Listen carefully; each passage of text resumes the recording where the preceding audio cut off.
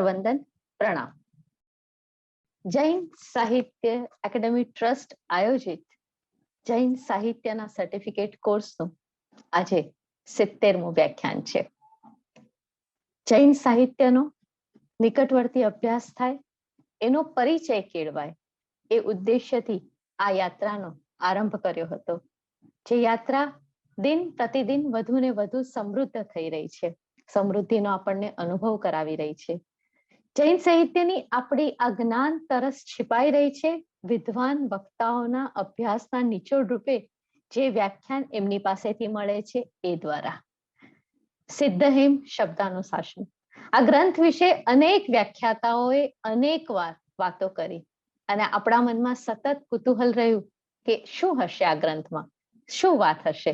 અને આ ગ્રંથ વિશે આજના સમયમાં જો કોઈ એક અધિકૃત વક્તા તરીકે હું કોઈને જોતી હોઉં તો એ છે ડોક્ટર વસંતકુમાર ભટ્ટ.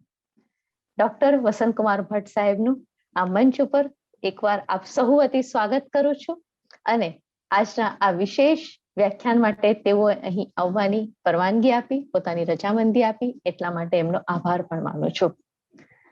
વસંતકુમાર ભટ્ટનું નામ સંસ્કૃત સાહિત્ય કે પછી વ્યાકરણની વાત હોય, વિવેચનની વાત હોય, કડક સમીક્ષાની વાત હોય, તરત જ યાદ આવે. ગંભીર અધ્યયન અધ્યાપનની પ્રવૃત્તિ સાથે તેઓ સંકળાયેલા છે. આમ તો અમદાવાદ ગુજરાત યુનિવર્સિટીમાંથી તેમને MA PhD કર્યું, ત્યારબાદ અનુસ્નાતક ડિપ્લોમા ઇન લિંગ્વિસ્ટિકની ડિગ્રી પણ ત્યાંથી જ પ્રાપ્ત કરી અને વારાણસીના સુપ્રસિદ્ધ વિદ્વાન શ્રી બાલકૃષ્ણજી પાસેથી તેમને પાણીની સંસ્કૃતનો અભ્યાસ પણ કર્યો. વસંતકુમાર ભટ્ટ એક એવી વ્યક્તિ છે કે જેમની સાથે ઉભા રહીને અથવા જેમની સામે ઉભા રહીને જ્યારે વાત કરવી હોય ત્યારે આપણે આપણી ભાષા, આપણે આપણા ઉચ્ચારો, આપણે આપણી વાત વિશે બહુ જ ગંભીરતાથી વિચારીને પછી વાત કરવી પડે. સંસ્કૃતના તેઓ આદરણીય પ્રોફેસર તરીકે તેમને સેવા આપી છે. કાર્યનો આરંભ કર્યો એમને સરદાર પટેલ યુનિવર્સિટીના સંસ્કૃત વિભાગમાં તેઓ અધ્યાપન કાર્ય કરાવતા હતા. ત્યારબાદ ભાષા સાહિત્ય ભવન ગુજરાત યુનિવર્સિટીમાં તેમને સંસ્કૃત વિભાગના અધ્યક્ષ અને પ્રોફેસર તરીકે સેવા કાર્ય આપ્યો.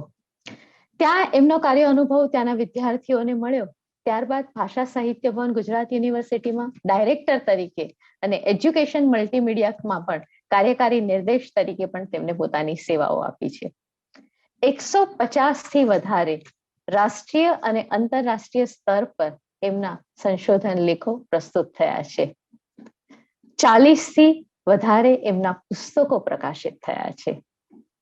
એ પુસ્તકોના કેટલાક માત્ર નામનો ઉલ્લેખ કરું જેથી આપને ખ્યાલ આવશે. સંસ્કૃત વાક્ય સંરચના, પાણીનીય વ્યાકરણ વિમર્શ, પાણીનીય વ્યાકરણ અર્થ તંત્ર और સંભાષણ સંદર્ભ એલ્ટિન્ડોલોજીમાંથી પ્રકાશિત થયું હતું. આવા અનેક પુસ્તકો વ્યાકરણ વિષયક હોય કે પછી સંસ્કૃત વિષયક હોય, અભિજ્ઞાન શાકુંતલની ટીકા વિષયક હોય, એમની પાસેથી આપણને પ્રાપ્ત થયા છે, જેની સંખ્યા 40 જેટલી છે. એમને 3 રિસર્ચ પ્રોજેક્ટો કર્યા છે. અભિજ્ઞાન શાકુંતલ નાટકની જે કાશ્મીરી વાંચનાની સર્વપ્રથમ સમીક્ષિત પાઠ સંપાદનનું કાર્ય તેમણે કર્યું. ભાંડારકર ઓરિએન્ટલ રિસર્ચ ઇન્સ્ટિટ્યૂટ પૂનાની જે છે ભુર્જ પત્રાવલી પાંડેલિપુની સાથે એમને બ્રોડલિયર લાઇબ્રેરી અને ઓક્સફર્ડ USA થી જે પ્રાપ્ત 3 શારદા એટલે 3 હસ્તપ્રતો જે પ્રાપ્ત થઈ અલગ અલગ જગ્યાએથી, પુણેથી એમને પ્રાપ્ત થઈ, બ્રોડલિયર લાઇબ્રેરીથી પ્રાપ્ત, ઓક્સફર્ડ યુનિવર્સિટીથી પ્રાપ્ત થઈ, એ 3 હસ્તપ્રતોને આધારે એમને એક સમીક્ષિત પાઠ સંપાદનનું કાર્ય પણ કર્યું છે. હાલમાં એમને બીજું એક બહુ મહત્વનું જે એમનું કાર્ય એમની પાસેથી 2020માં પ્રકાશિત થવાનું હતું તે કાર્ય હતું અભિજ્ઞાન શાકુંતલ નાટક વિશેનું અને એમાં એની 5 વાંચનાઓ અને 7 અંકો જે મૂળ પાઠ સાથે હતા સંસ્કૃત ટિપ્પણીઓ સાથેના, એ પાંચેયનું એમને તુલનાત્મક અધ્યયન કર્યું અને સૌ પ્રથમ એક અનુમિત જેને આપણે કહી શકાય, પ્રમાણસર કહી શકાય અથવા જેને અધિકૃત કહી શકાય એવો ગ્રંથ આપણને સૌ પ્રથમવાર એમની પાસેથી પ્રાપ્ત થયો છે. દેશ વિદેશના અનેક સામાયિકોમાં એમના આ સંશોધન વિશેના, એમના પાઠ સંપાદનો વિશેના અનેક લેખો પ્રકાશિત થતા રહ્યા છે. દિલ્હી, મુંબઈ, તિરુપતિ, ઉજ્જૈની, વડોદરા, મુંબઈ, સાગર, હૈદરાબાદ એવી અનેક જગ્યાઓથી આ પ્રકાશિત થતા ગયા છે. એમના આ કાર્યને ખાસ સન્માન રાષ્ટ્રપતિ દ્વારા સર્ટિફિકેટ ઓફ ઓનર આપીને કરવામાં આવ્યું હતું. એ ઉપરાંત ગુજરાત રાજ્યના રાજ્યપાલ દ્વારા પણ એમને વેદશાસ્ત્ર પારંગત પંડિતના રૂપમાં એક સન્માન પ્રાપ્ત થયું. એ ઉપરાંત મહાકવિ કાલિદાસ સંસ્કૃતપતિના રૂપમાં રાષ્ટ્રીય પુરસ્કાર પણ એમને પ્રાપ્ત થયો છે. ખાસ કરીને જેને આપણે નેશનલ મેન્યુસ્ક્રિપ્ટ મિશન કહીએ છીએ, ન્યૂ દિલ્હીમાં જે આયોજિત છે, ત્યાંની સંસ્કૃત પાંડુલિપિઓના વિજ્ઞાનની અનેક કાર્યશાળાઓમાં એમને વ્યાખ્યાનો આપ્યા છે. ખૂબ જ ગંભીર અને જેઓ પોતાના કાર્યમાં સતત રત હોય છે અને ભાગ્ય જ બહુ મેં એમને લોક પ્રચારમાં કે અનેક જગ્યાએ જોયા નથી એવા આ એક ગંભીર વિદ્વાન આજે આ મંચ ઉપર આવ્યા છે. હું એમના માટે આભાર તો વ્યક્ત કરું છું અને ખાસ નોંધ લઉં છું કે એમને અહીં આવવા માટે અને એમને અહીં લાવવા માટે જેમનો એક આગ્રહ હતો એ હર્ષવર્ધન ત્રિવેદીનો પણ હું અહીંયા આભાર માનું છું કે તેમને કારણે આપણે એમને અહીંયા મેળવી શક્યા છીએ.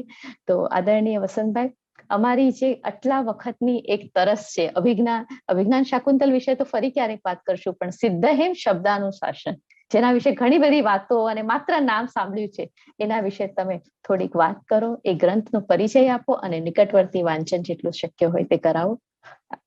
આદરણીય ડોક્ટર વસંતકુમાર ભટ્ટ.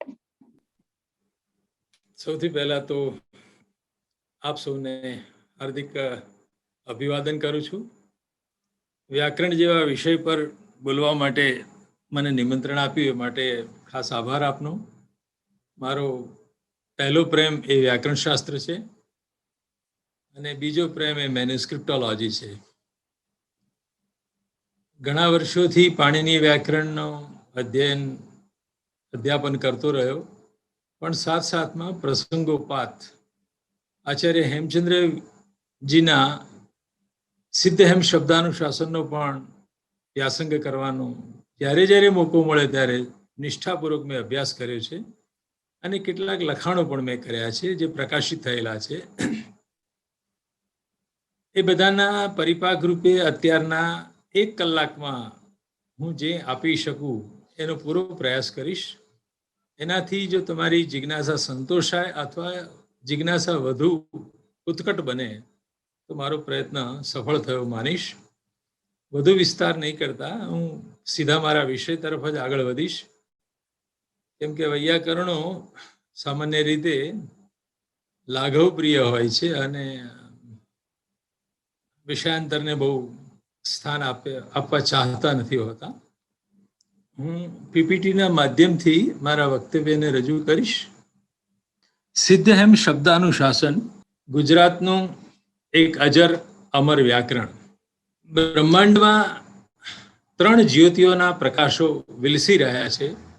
સર્વપ્રથમ તો નભોમંડળમાં દેદીપ્યમાન એવા સૂર્યનારાયણ ભગવાનને યાદ કરીએ અને એમના વિકલ્પે સંધ્યાકાળ થયા પછી, રાત્રિકાળ આવ્યા પછી સૂર્યના વિકલ્પે જે દીપ પ્રાગટ્ય આપણે કરીએ છીએ એ આપણા લૌકિક વ્યવહારમાં સૌથી પહેલા નિમિત્ત બનતા પ્રથમ જ્યોતિ સ્વરૂપ છે. બીજું કોઈ જ્યોતિ હોય તો તે આત્મા છે અથવા આપણી ચૈતન્ય વિશિષ્ટ ઇન્દ્રિયો છે. એ બીજા સ્વરૂપનું જ્યોતિ છે જે પુણ્યતર જ્યોતિ છે.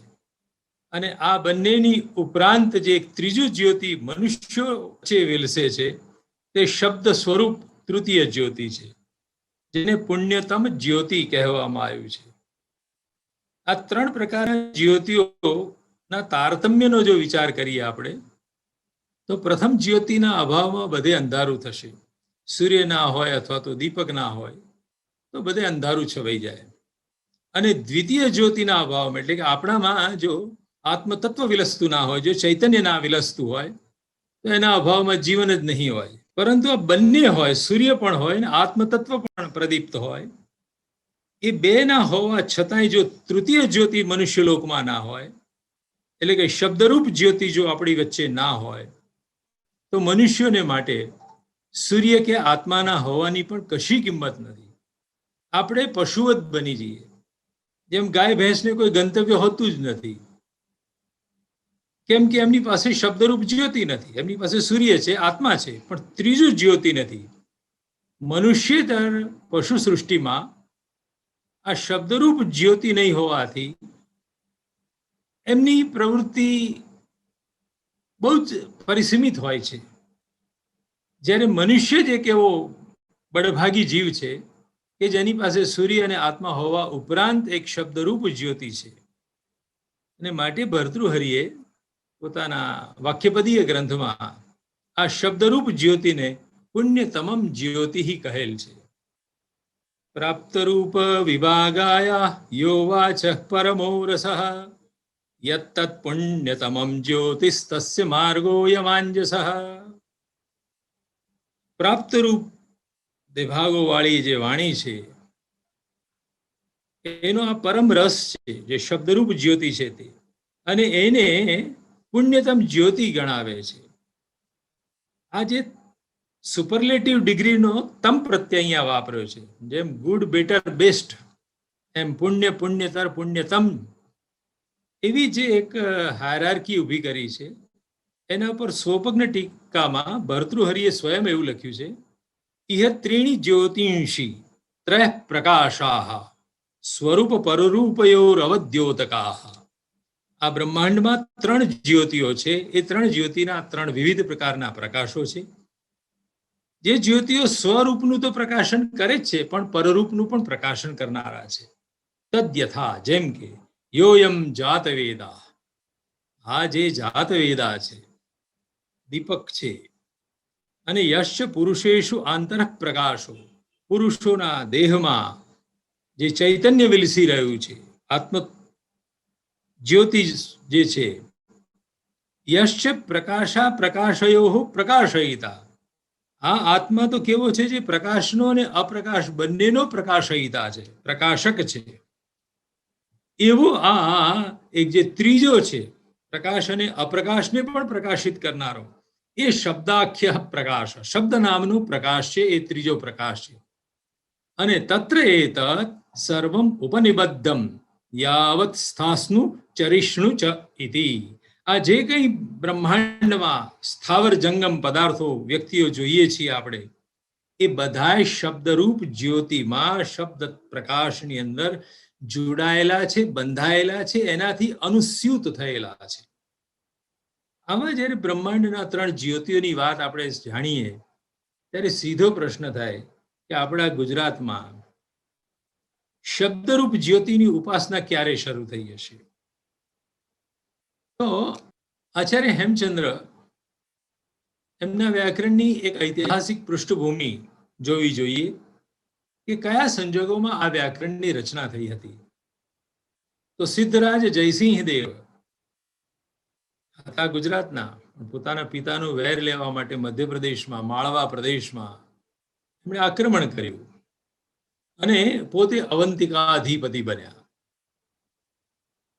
તથાપી ભોજદેવના સરસ્વતી કંઠાભરણની જે કીર્તિ હતી, જે માલવ પ્રદેશની યશઃ પતાકા ફરકી રહી હતી સરસ્વતી કંઠાભરણ નામના વ્યાકરણ દ્વારા, એનાથી એ સિદ્ધરાજ જયસિંહ અપરાજિત હતો. કોઈ ટોણો પણ માર્યો કે રાજા, તું બાહુબળથી માલવા પ્રદેશને જીતી ગયો, પણ ભોજદેવની જે વિદ્યાપ્રીતિ છે, જે વિદ્યાકીર્તિ છે, એમણે રચેલું જે સરસ્વતી કંઠાભરણ નામનું વ્યાકરણ છે, એને તું ટપી નહીં શકું, કેમ કે તું સ્વયં નિરક્ષર છું. તારે ત્યાં ગુજરાતની અંદર કોઈ વિદ્યાની પ્રવૃત્તિઓ નથી. આ જ એક ટોણો વાગ્યો. એને કારણે એ ભોજરાજની ધન સંપત્તિ ગુજરાતમાં લઈ આવવાની સાથોસાથ ત્યાંનો પાંડુલિપિઓનો એટલે કે મેન્યુસ્ક્રિપ્ટોનો પૂરો સંગ્રહ પણ ગુજરાતમાં લાવવામાં આવ્યો, જે આજના પાટણની અંદર હેમચંદ્રાચાર્ય જ્ઞાન મંદિરમાં એને ભેળવી દેવામાં આવેલ છે. તો ગુજરાતમાં આ બધા ગ્રંથો આવ્યા લિખિત સ્વરૂપે જે હતા તે, અને એને પછી સિદ્ધરાજ જયસિંહે કીધું કે મારા રાજ્યમાં કોઈ એવી વ્યક્તિ છે કે જે આ માલવ પ્રદેશની વિદ્યાકીર્તિને પણ ટપી જાય એવું કોઈ પરાક્રમ કરી બતાવે. એમના મનમાં એ ભાવના ઊભી થઈ કે ગુજરાતને પોતાનું કોઈક વ્યાકરણ હોવું જોઈએ. આ એક સાત્વિક ઈર્ષાથી પ્રેરાઈને સિદ્ધરાજ જયસિંહે આચાર્ય શ્રી હેમચંદ્ર સુરીને બોલાવ્યા અને એમને એક નવું વ્યાકરણ રચવાની વિનંતી કરી. આચાર્ય તો પ્રબુદ્ધ વ્યક્તિ હતા જ. એમણે કીધું કે જો નવું વ્યાકરણ રચવું હોય તો એક વ્યાકરણ નહીં, બધા 8 વ્યાકરણો છે આ ભૂમંડળમાં.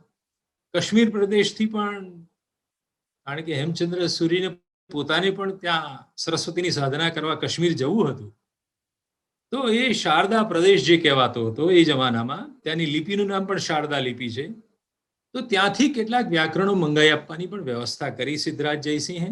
અને ત્યાર પછી ઉત્તર ગુજરાતની જે સરસ્વતી નદી છે એના તટ ઉપર સ્થિત પાટણમાં, અણહિલપુર પાટણમાં એક શબ્દાનુશાસનની રચના થઈ. શબ્દોનું અનુશાસન, અર્થાત શબ્દોની ડિસિપ્લિન. કયો શબ્દ બોલાય, કયો શબ્દ ના બોલાય, કયો શબ્દ વ્યાકરણ સંમત ગણાય, કયો શબ્દ વ્યાકરણ સંમત ના ગણાય, એનું અનુશાસન રચવાની પ્રવૃત્તિ આરંભાઈ. અને એ જે શબ્દાનુશાસન હેમચંદ્રાચાર્યજીએ રચ્યું, એના શીર્ષકમાં સિદ્ધરાજના નામમાંથી સિદ્ધ શબ્દ લેવામાં આવ્યો અને હેમચંદ્રના નામમાંથી હેમ શબ્દ લેવામાં આવ્યો. પરિણામે આખા ગ્રંથનું નામ નક્કી થયું, સિદ્ધ હેમ શબ્દાનુશાસન. આ રીતે 12મી શતાબ્દીમાં ગુજરાતમાં શબ્દરૂપ જ્યોતિ પ્રગટી અને જ્ઞાનનો પ્રકાશ ફેલાયો. અલબત્ત તે સમયે પાણિનીનું વ્યાકરણ પ્રચલિત હતું સમગ્ર દેશમાં, પણ કદાચ તેને સરળીકૃત કરવાની જરૂર પણ જણાઈ હશે. પાણિની ઉભા છે ઈસવીસન પૂર્વે 6ઠી સદીમાં અને 12મી શતાબ્દીમાં હેમચંદ્રાચાર્ય ઉભા છે. એની વચ્ચે ભાષાની અંદર પણ કેટલાક નવા પ્રયોગો આવ્યા હશે. તો પાણિનીય વ્યાકરણ તંત્રની જટિલતાઓ માંથી થોડોક છુટકારો, થોડીક હળવાશ ઊભી થાય અને ભાષામાં જે નવા શબ્દ પ્રયોગો આવ્યા હશે બધાને પણ સૂત્રબદ્ધ કરવાની જરૂર જણાઈ હશે.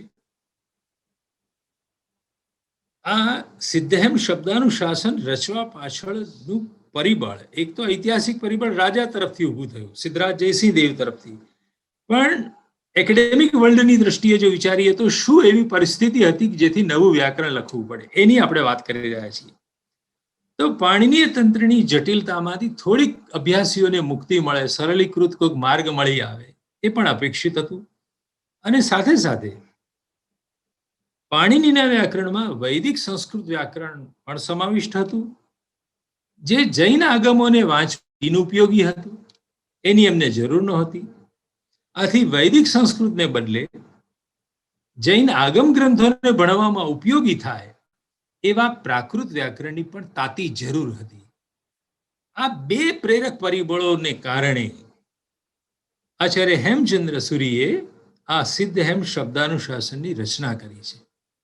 આ ગ્રંથને 2 પાન ખોલીને જોવાનું, સમજવાનું શરૂ કરીએ પહેલા એનું એક હિસ્ટોરિકલ બેકગ્રાઉન્ડ સ્પષ્ટ કરી લેવું જોઈએ કે શું સ્થિતિ હતી. તો એક રાજકીય કારણ હતું અને બીજું એક વિદ્યાકીય કારણ હતું, જે 2 કારણોથી આ ગ્રંથની રચના આકારિત થઈ છે. આવી અદ્ભુત ઘટના બની જ્યારે ગુજરાતની અંદર, ત્યારે સ્વાભાવિક છે સિદ્ધરાજ જયસિંહ દેવે હાથી ઉપર મોટી સુવર્ણ જડિત અંબાડી મૂકી, એની અંદર સિદ્ધ હેમ શબ્દાનુશાસનની આચાર્ય હેમચંદ્રએ પોતાના હાથે લખેલી, જે ઓટોગ્રાફ હતો એમનો, એમના હાથે લખેલી પ્રતિ ત્યાં મૂકી અને એનો વરઘોડો કાઢ્યો. બહુ ધામધૂમ સાથે પાટણ નગરીમાં એ ગ્રંથની શોભાયાત્રા ગોઠવવામાં આવી. કદાચ જગતના ઇતિહાસમાં આ વિરલ ઘટના હશે અથવા એકમાત્ર ઘટના હશે. ગુજરાતને જો વર્લ્ડ હિસ્ટ્રીમાં કોઈ સ્થાન આપ્યું હોય તો કોઈને સ્થાન આપવું પડે, અનિવાર્યપણે કોઈને પણ આપવું પડે, તો એક આચાર્ય હેમચંદ્રજી છે, બીજા મહાત્મા ગાંધી છે. પણ આચાર્ય હેમચંદ્રજીએ કર્યું છે એ અદ્ભુત કર્યું છે અને એને માટે આવો એક વિશિષ્ટ વરઘોડો યોજવામાં આવ્યો હતો. એની પણ આપણે નોંધ લેવી જોઈએ કે આ કોઈ મામૂલી ઘટના નહોતી, ઐતિહાસિક ઘટના હતી અને વિશ્વની અપ્રતિમ ઘટના હતી. બીજી તરફ અપાણિનીય પરંપરામાં વ્યાકરણનો વ્યાપ અને એનું સ્વરૂપ શું હતું એ પણ જોવું જોઈએ. તો મહર્ષિ પાણિનીએ ઈસવીસન પૂર્વે 600માં જે અષ્ટાધ્યાયી વ્યાકરણ લખ્યોમાં વૈદિક સંસ્કૃત ભાષા અને લૌકિક સંસ્કૃત ભાષા બંનેનું 8 અધ્યાયમાં વિસ્તરેલું એક વ્યાકરણ બનાવ્યું હતું. આ પાણિનીનો જે સમયગાળો છે ધ્યાનથી જોવા જેવો છે. ઈસવીસન પૂર્વે 6ઠી સદી અર્થાત આજથી 2600 વર્ષ પહેલા, 2500 વર્ષ પહેલા. અને પાણિની તે વખતે અત્યારના પાકિસ્તાનની અંદર જે શલાદપુર ગામ છે, રાવલપિંડી પાસેનું, ત્યાં તક્ષશિલા પાસે એમનો જન્મ, અને એ જ સમયમાં એમના સમકાલમાં નેપાળ બોર્ડર ઉપર ભગવાન બુદ્ધનું પ્રાગટ્ય થયું, અને બિહાર તરફ ભગવાન મહાવીર. તો આ 3 વિભૂતિઓ એક જ સમકાળમાંથી 2500 વર્ષ પહેલા અવતરી. એકે વ્યાકરણની રચના કરી, બીજાએ બૌદ્ધ ધર્મનો પ્રચાર કર્યો, ધર્મોપદેશ કર્યો, અને ભગવાન મહાવીરે જૈન શાસનનો ફેલાવો કર્યો. અને એ પછી ત્યાર પછી રચાયેલા જે અપાણિનીય વ્યાકરણ છે એમાં, કેમ કે ભગવાન બુદ્ધે અને ભગવાન મહાવીરે વેદને માન્યા નહીં, એમની ફિલોસોફી, એમનો માર્ગ અલગ હતો, એટલે એમને વેદ ભણવાની જરૂર નહોતી. એટલે અપાણિનીય વ્યાકરણ તંત્રોમાં કેવળ લૌકિક સંસ્કૃત ભાષાનું વ્યાકરણ લખવાનો એક પ્રઘાત શરૂ થયો, જેમાં કેટલાક પ્રોમિનન્ટ નામો આ પ્રકારના છે. આ થોડુંક પૂર્વ ભૂમિકા રૂપે જાણવું એટલે જરૂરી છે કે આ બધાના પરિપ્રેક્ષ્યમાં આપણે હેમચંદ્રાચાર્યજીનો મહિમા સમ્યક રીતે પામી શકીશું. તો સર્વવર્માનું એક કાતંત્ર, કાતંત્ર શબ્દ સૂચવે છે લઘુતંત્ર, કા એટલે નાનું. ઈસવીસન પૂર્વે 3જી સદીમાં થયું. પછી ચાંદ્ર વ્યાકરણ આવ્યું 5મી શતાબ્દીમાં. શાક્ટાયન નામના 2 વ્યક્તિઓ થયા છે, પણ શાક્ટાયન નંબર 2, એમણે 815માં એક વ્યાકરણ લખ્યું જે જૈન શાક્ટાયન હતા. પછી જૈનેન્દ્ર વ્યાકરણ રચવામાં આવ્યું, ભોજદેવનું સરસ્વતી કંઠાભરણ, અને એ પછી આવે છે હેમચંદ્રાચાર્ય. આ બધાએ વૈદિક સંસ્કૃત વ્યાકરણને કાઢી નાખ્યું હતું. ખાસ જાણવા જેવો મુદ્દો એ પણ છે કે બૌદ્ધ પરંપરામાં પણ વેદનો સ્વીકાર નહોતો, તથાપિ એમણે બ્રાહ્મણ સંસ્કૃતિએ રચેલા પાણિનીય વ્યાકરણનો સ્વીકાર કર્યો. અને પુરુષોત્તમ દેવે બૌદ્ધ વ્યાકરણ જુદું ના લખ્યું, બૌદ્ધો માટેનું જુદું સંસ્કૃત વ્યાકરણ ના લખ્યું, પણ પાણિનીના જ સૂત્રોમાંથી, પાણિનીની અષ્ટાધ્યાયીમાંથી જ કેવળ વૈદિક સૂત્રોની બાદબાકી કરીને ભાષાવૃત્તિ નામનો ગ્રંથ રચ્યો. એની સામે જૈન સંસ્કૃતિમાં સ્વતંત્ર સંસ્કૃત વ્યાકરણ લખવાના આટલા બધા પ્રયત્નો થયા. એ સર્વવર્મા, શાક્ટાયન, જૈનેન્દ્ર, બધા બીજા પણ નામો અંદર ઉમેરી શકાય એમ છે, પણ આ પ્રમુખ નામો મેં આપની સામે મૂક્યા છે. તો એક સાંપ્રદાયિક આવશ્યકતાનો સંદર્ભ પણ અંદર જોડાયેલો હતો, વિદ્યાકીય જરૂરિયાત પણ હતી, સરળીકૃત વગેરે કરવાની, ભાષાના પરિવર્તનોને નોંધવાની, સૂત્રબદ્ધ કરવાની જરૂરિયાત હતી. અને ત્રીજું પરિબળ પેલું રાજકીય પરિબળ, રાજાની ઈચ્છા હતી. તો આવી રીતે આ સમગ્ર દેશના સંદર્ભમાં વિચારીને જ્યારે વાત કરીએ છીએ ત્યારે જુદા જુદા પ્રકારના વ્યાકરણો જુદા જુદા પ્રાંતમાં એકદમ પ્રચલિત થવા માંડ્યા હતા. ગુજરાત એમાંથી બાકાત હતું. એ ગુજરાતને પણ દેશની અંદર, સમગ્ર દેશમાં ચાલતી વિદ્યાકીય પ્રવૃત્તિઓમાં આપણને સાંકળી દેનાર કોઈ યશસ્વી વ્યક્તિ હોય તો તે આચાર્ય હેમચંદ્ર સૂરી છે, કે જેમણે નેશનલ લેવલે ગુજરાતના નામને બરાબર અંકિત કરી આપ્યું આ સિદ્ધ હેમ શબ્દાનુશાસનની રચના કરીને. હવે વ્યાકરણની વાત કરવાની થાય ત્યારે સ્વાભાવિક છે કે ભાષાનો અભ્યાસ કેવી રીતે થતો હશે એવો કોઈને પણ પ્રશ્ન થાય. વ્યાકરણ લખવું હોય તો ભાષા પ્રયોગનું અંદરનું જે ગણિત હોય, ભાષાની અંદર જે આંતરિક સંરચના સરફેસ ઉપર ના દેખાતી હોય પણ આપણે બધા જેને વર્ષવર્તીને ભાષાનો પ્રયોગ કરતા હોઈએ, એ જેની આંતરિક ગૂંથણી હોય છે એને પામવા માટે 2 પ્રકારના વ્યાકરણો હોઈ શકે. એક તમે જે બ્લુ લાઈન જોઈ રહ્યા છો સમક્ષિતિજ, તો જે હોરિઝોન્ટલ લાઈન છે અહીંયા આગળ, એમાં કોઈ એક કાલખંડમાં પ્રચલિત સંસ્કૃત ભાષાનું સ્વરૂપ વર્ણિત કરવામાં આવે છે. પાણિનીએ પોતાના સમકાલમાં, પોતાની આસપાસ જ્યાં રહેતા હતા ત્યાં આગળ સિંધુ નદીના તટની આજુબાજુ વિપાટ શુતુદ્રીના બે કિનારાઓ ઉપર સંસ્કૃત ભાષા કેવી બોલાઈ રહી છે એને લગતું કોઈ એક નિશ્ચિત કાલખંડ કાલબિંદુ પર ઉભેલી ભાષા એનું એક વર્ણન કરવાનો ઉપક્રમ હોય. અને જે યલો લાઈનથી અધોગામી જે બાણ બતાવવામાં આવ્યું છે, તીરનું ચિહ્ન છે, એવા સ્વરૂપનું પણ વ્યાકરણ હોઈ શકે. એની અંદર કાલાનુક્રમથી પરિવર્તિત થતી રહેતી પ્રાકૃત ભાષાનું સ્વરૂપ નિરૂપિત કરવામાં આવે. દાખલા તરીકે કે ભગવાન મહાવીરના સમયમાં પ્રાકૃત અર્ધમાગધી ભાષાનું સ્વરૂપ કેવું હતું, એ પછીની શતાબ્દીઓ વીત્યા પછી શૌરસેની પ્રાકૃતનું સ્વરૂપ કેવું આવ્યું, અને પછી આગળ જતા મહારાષ્ટ્રીય પ્રાકૃતનું સ્વરૂપ કેવી રીતે આવ્યું.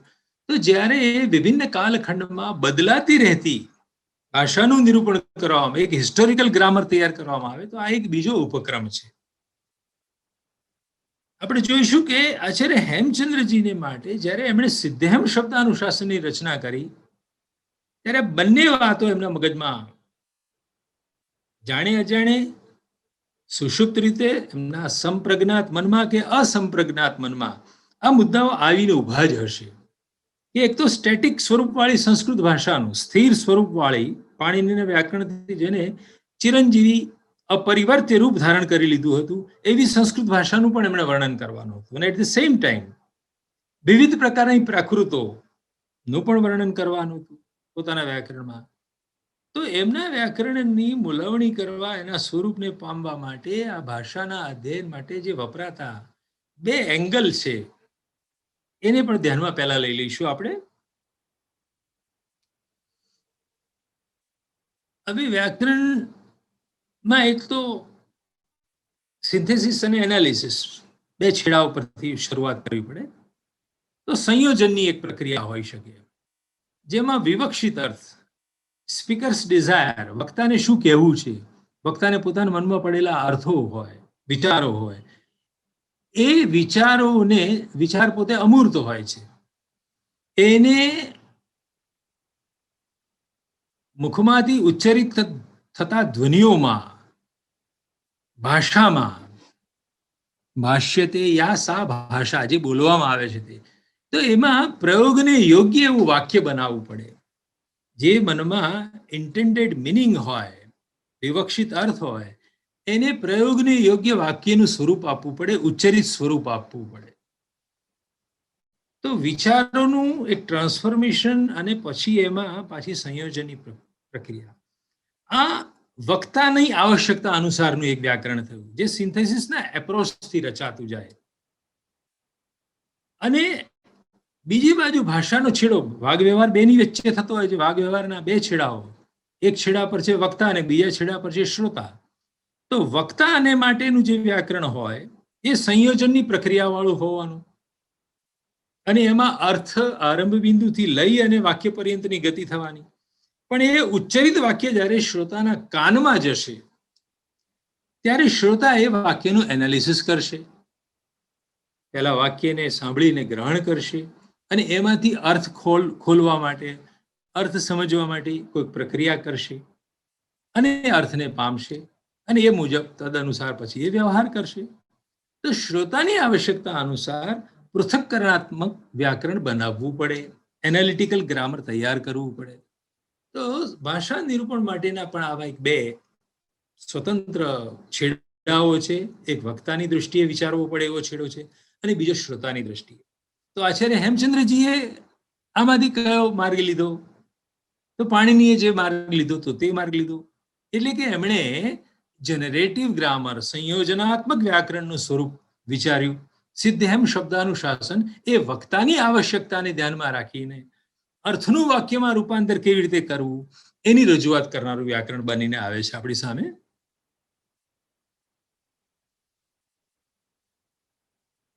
વ્યાકરણ શબ્દને પોતાની જો તમે વ્યાકરણની વ્યુત્પત્તિ, વ્યાકરણ એવા શબ્દની વ્યુત્પત્તિ વિચારો તો વ્યાક્રિયન્તે ઇતિ વ્યાકરણમ. હવે વ્યાક્રિયંતેના પછી જુદા જુદા અર્થો થઈ શકે. વી ઉપસર્ગ પ્લસ આ ઉપસર્ગ અને ક્રુ ધાતુ, વી પ્લસ આ પ્લસ ક્રુ, એમાંથી વ્યાક્રિયંતે અથવા તો વ્યાક્રિયતે એક વચનમાં વ્યાક્રિયતે, બહુવચનમાં વ્યાક્રિયંતે. એવી રીતે એની વ્યુત્પત્તિ થાય. તો જે વક્તાને માટેનું સંયોજનાત્મક વ્યાકરણ જ્યારે પણ લખાય કોઈ પણ ગ્રામેરીના હાથે, ત્યારે એ ઊંધા પિરામિડના સ્વરૂપનો આકાર ધારણ કરીને આવે.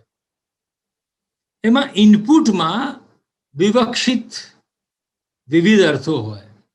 કોઈ વ્યક્તિ વિશે વાત કરી, ઇનપુટ તરીકે એને અર્થોને મૂકવાના હોય છે અને એ અર્થનું પછી પ્રકૃતિ પ્રત્યેમાં પરિવર્તન કરવાનું હોય છે. તો અર્થની તમે જોશો તો એનો બેઝ બહુ મોટો લાંબો થાય.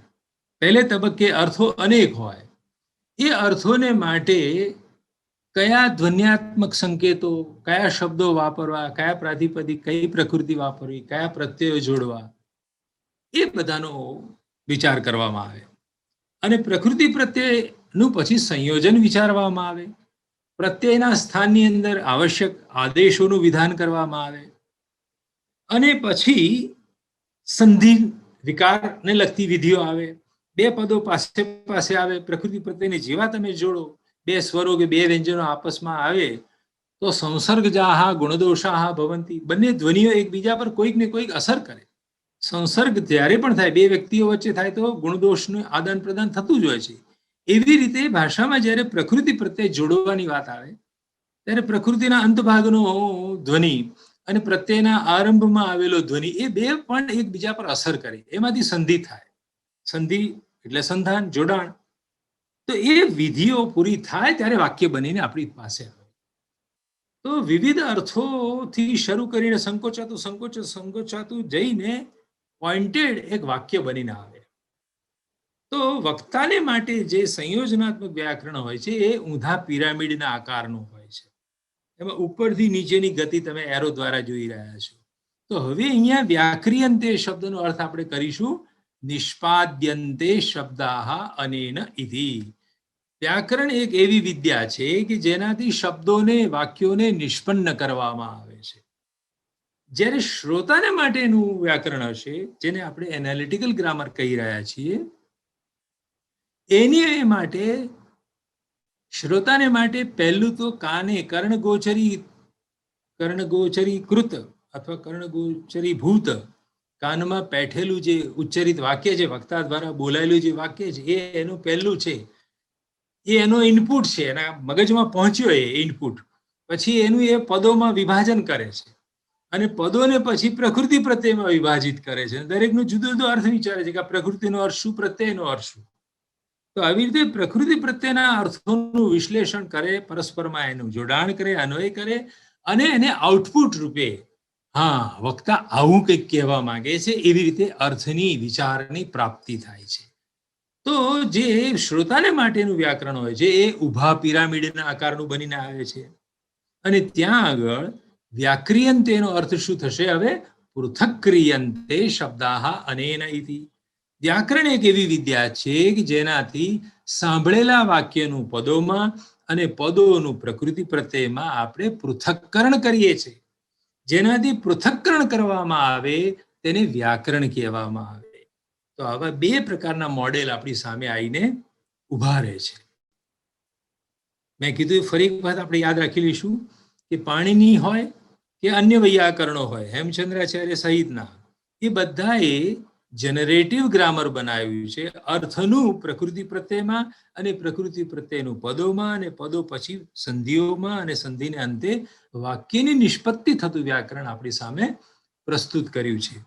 આવા ક્રમે આ વ્યાકરણને સમજવાનું પ્રાપ્ત થતું હોય છે. આચાર્ય હેમચંદ્ર સૂરીની વ્યાકરણ વિશે કૃતિઓ કઈ કઈ એ પહેલા જોઈ લઈએ. આવા પ્રકારનું વ્યાકરણ બનાવવા માટે કેટલો મોટો આયાસ કરવો પડ્યો છે, કરવો પડતો હોય છે અનિવાર્ય રીતે. તો સિદ્ધહેમ શબ્દાનુશાસન એ સૂત્રબદ્ધ છે. સૂત્ર એકદમ ટૂંકા ટૂંકા અક્ષરોમાં હોય, કોડ લેંગ્વેજ જેને આપણે કહી શકીએ. તો કોડ લેંગ્વેજમાં લખાયેલું વ્યાકરણ એ સ્વાભાવિક છે કે સંદેહ ઉભો કરે કાલક્રમે. એ જીવતા હોય ત્યાં સુધી તો ગુરુ પોતે પોતાના સૂત્રથી શું અર્થ અભિપ્રેત છે કહી દે આપણને, પણ ગુરુની અનુપસ્થિતિમાં એને સમજવા માટે કોઈ કોમેન્ટ્રી લખવી પડે. તો સિદ્ધ હેમ લઘુવૃત્તિ લખવામાં આવી આ સૂત્રો ઉપર, જે 6000 શ્લોક પ્રમાણવાળી હતી. એની પર સિદ્ધ હેમ બૃહદવૃત્તિ લખવામાં આવી. પછી થોડો વિદ્યાર્થી એડવાન્સ થાય, જિજ્ઞાસા વધારે ભડકે અને ડિટેલમાં સમજવા માંગતો હોય, તો આચાર્યએ એવા પ્રબુદ્ધ શિષ્યો પર કૃપા કરીને 18,000 શ્લોક પ્રમાણવાળી બૃહદવૃત્તિનું પણ નિર્માણ કર્યું અને એની અંદર ગણપાઠ સમાવિષ્ટ કરી લીધો, જે ગણપાઠ લઘુવૃત્તિ વગેરેમાં નથી મળતો. એ પછી પણ એમને થયું કે હજી મારા વ્યાકરણમાં, મારા સૂત્રોમાં જે ગર્ભિત મારા મનમાં અભિપ્રેત અર્થો જે હજી આ બૃહદવૃત્તિમાં કહેવાયા નથી, એટલે વળી એમણે ત્રીજી કોમેન્ટ્રી પણ લખી.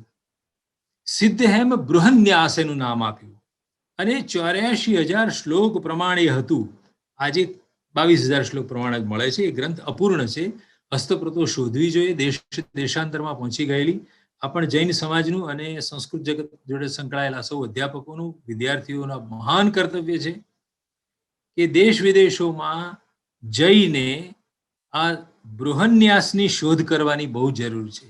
એની મેન્યુસ્ક્રિપ્ટો લાવવાની જરૂર છે કે જેથી આચાર્યએ રચેલા આ ગ્રંથને એમના મનમાં પડેલા કેટલા અર્થો છે એ હજી પૂર્ણ રૂપે બહાર આવ્યા નથી, એને બહાર લાવવાની જરૂર છે. એ પછી આચાર્ય જંબુ વિજયજી મહારાજ સાહેબે જ્યારે પાટણ અને જેસલમેરના હસ્તપ્રત સંગ્રહાલયોના તાળા ખોલાયા, બહુ વિનંતી કરીને બધા ટ્રસ્ટીઓને ભેગા કર્યા અને મહા મુસીબતે જે અમુક નિયમબદ્ધ રીતે જ ખુલે એવા પાંડુલિપિના સંગ્રહાલયો હતા, એ બધા ખોલાયા અને આચાર્ય હેમચંદ્રના સમયના 12મી શતાબ્દીના તાડપત્ર પર લખાયેલા ગ્રંથો શોધ્યા અને એમાંથી આ રહસ્યવૃત્તિ મળી આવી કે આચાર્ય તો ચોથી વૃત્તિ પણ લખી છે, જે 2,500 શ્લોક પ્રમાણે છે. મુખ્ય રહસ્યાત્મક વાતો એમાં લખેલી છે. એનું પ્રકાશન આચાર્ય જંબુ વિજયજી મહારાજ સાહેબે કર્યું. એ પછી સિદ્ધ હેમ શબ્દાનુશાસનની અંદર પ્રાકૃત વ્યાકરણમાં સમાવિષ્ટ હતું, એટલે પ્રાકૃત વૃત્તિ પણ એમણે લખી, જે 2200 શ્લોક પ્રમાણે છે. અહીં નવા અભ્યાસી હોય એને એક સ્પષ્ટતા કરી દઉં કે આ શ્લોક પ્રમાણ બોલું એટલે શ્લોકમાં બધું નથી લખેલું છે, તો ગદ્ય વાક્યો, પણ ગ્રંથની ઇયત્તા, ગ્રંથનું માપ, એનું મેઝરમેન્ટ, એની લંબાઈ પહોળાઈ માપવા માટેના આ બધા શબ્દો છે. 32 શ્લોકનો એક અનુષ્ટુપ છંદ થતો હોય છે અને અનુષ્ટુપ છંદને શ્લોક કહેવામાં આવે છે. તો એક શ્લોક એટલે 32 અક્ષર સમજવાનું. તો જ્યારે આપણે એમ કહીએ કે આ લઘુવૃત્તિ 6000 શ્લોક પ્રમાણે હતી, તો 6000 ગુણ્યા 32 કરી લેવાનું, એટલા અક્ષરો આચાર્ય હેમચંદ્રએ લખેલા.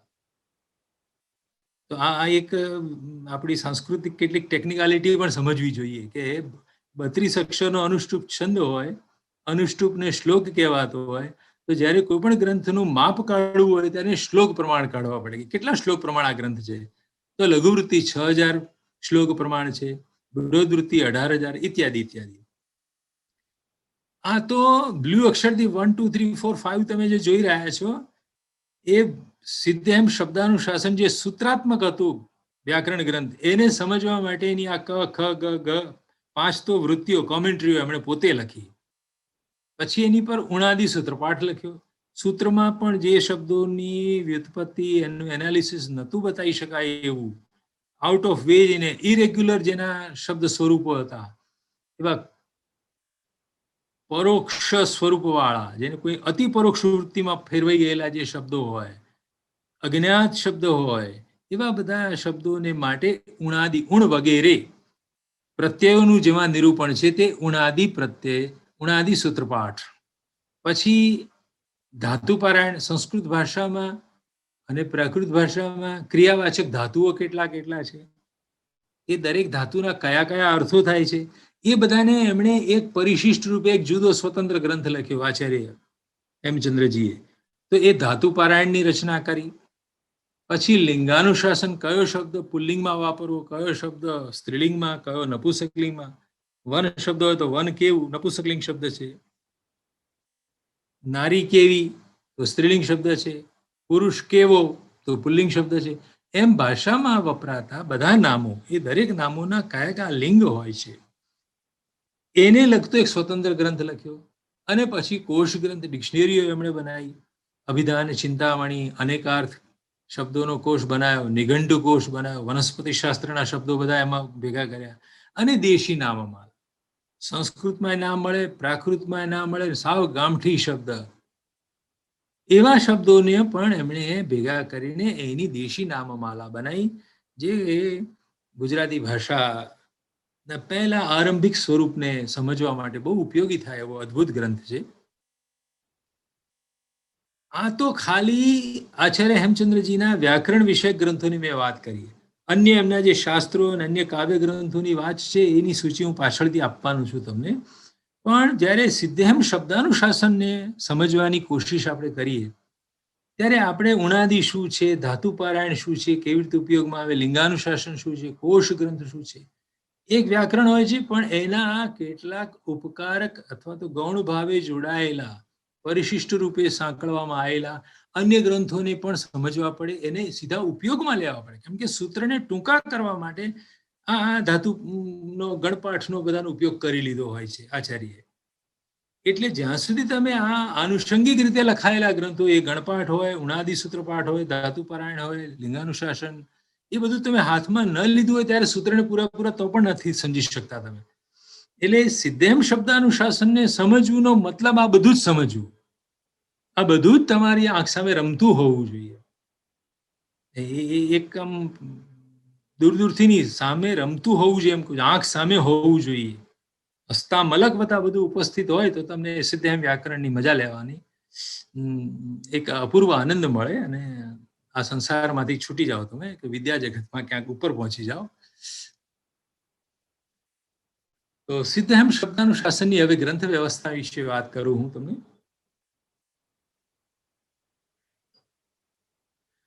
એમણે 8 અધ્યાય વાળું વ્યાકરણ રચ્યું છે. એમાં શરૂઆતના 7 અધ્યાયોમાં લૌકિક સંસ્કૃત ભાષાનું વ્યાકરણ પ્રસ્તુત કરવામાં આવ્યું છે, જેમાં કુલ સૂત્ર સંખ્યા 3566 છે. અને અંતિમ 8મા અધ્યાયમાં જુદા જુદા પ્રકારની પ્રાકૃત ભાષાઓનું એમણે વ્યાકરણ મૂક્યું છે. એના સૂત્રોની સંખ્યા 1119 છે. આ સિદ્ધહેમ શબ્દાનુશાસનનો આરંભ કરનારું પહેલું સૂત્ર છે અરહમ, મંગલ કર્યું છે.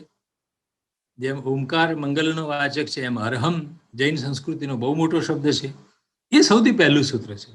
પછી તરતનું બીજું સૂત્ર એમણે મૂક્યું છે સિદ્ધિ સ્યાદવાદાત. આ વ્યાકરણની અથવા તો આ ભાષાની સિદ્ધિ સ્યાદવાદથી થાય છે, અનેકાંતવાદથી થાય છે. આ એમનો કેન્દ્રવર્તી સિદ્ધાંત એમણે કહી દીધો, જે છે ખરેખર જૈન દર્શનશાસ્ત્રનો સિદ્ધાંત, પણ એમણે એને ભાષાને સમજવા માટે, ભાષાનું વ્યાકરણ રચવા માટે એનો ત્યાં પણ ઉપયોગ કર્યો છે. આ આખી વાત જ્યારે આ ઓડિયન્સમાં મહેશ પણ છે અને ભાઈ હર્ષવર્ધન પણ છે, ત્યારે આ વાક્ય બધી એની એક પંક્તિ મારે યાદ કરવી જરૂરી છે. ઉપેય પ્રતિપત્યર્થાઃ ઉપાયાઃ અવ્યવસ્થિતાઃ.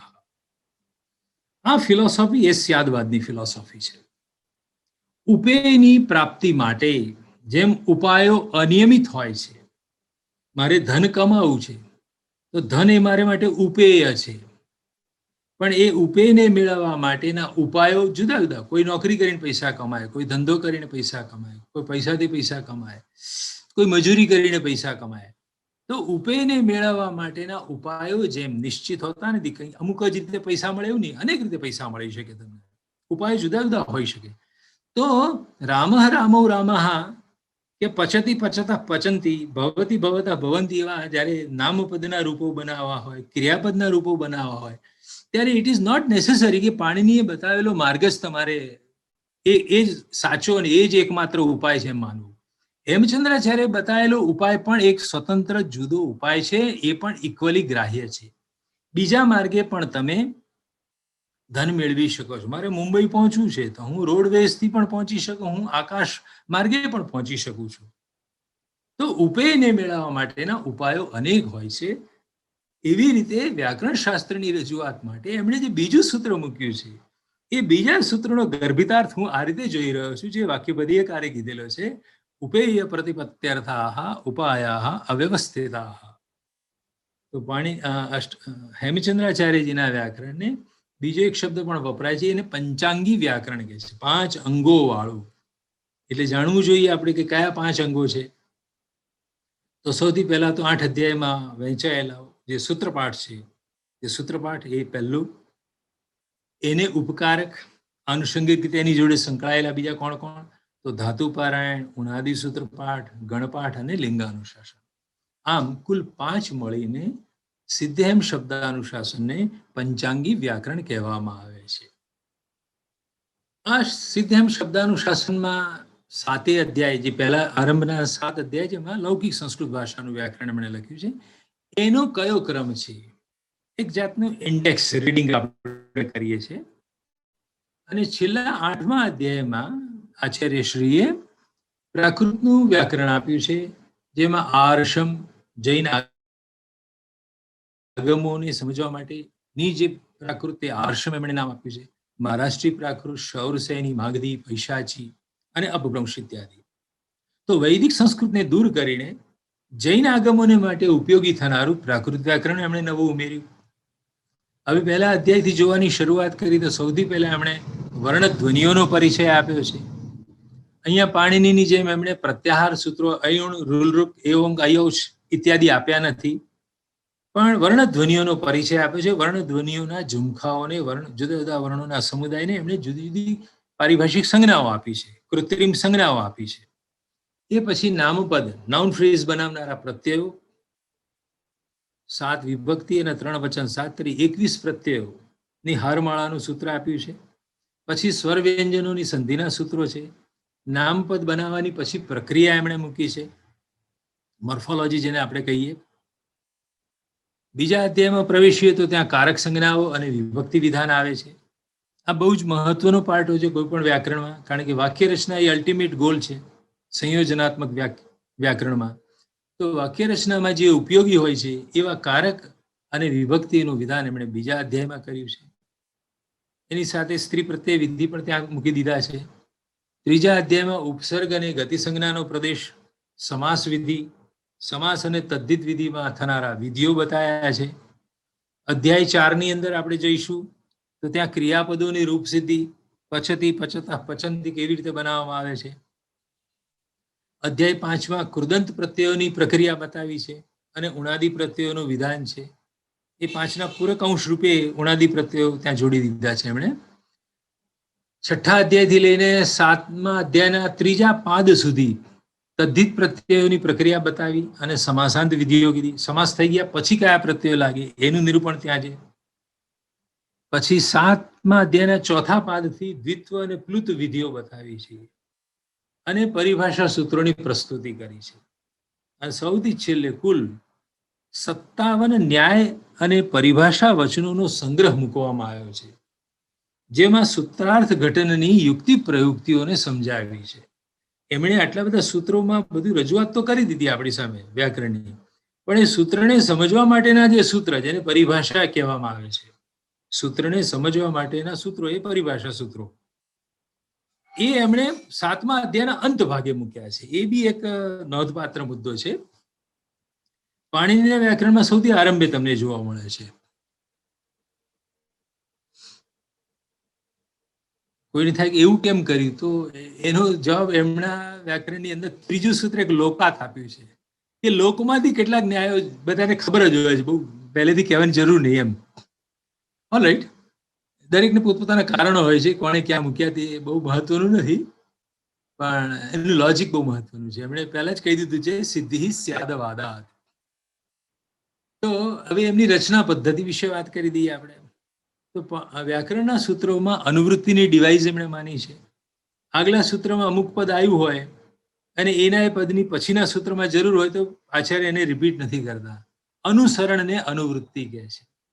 તો આગલા સૂત્રમાંથી અમુક પદને નીચે ખેંચી લાવવાના અને નીચેના પછી સૂત્રનો અર્થ કરવાનો, કે જેથી પછીના સૂત્રો ટૂંકા બનતા જાય.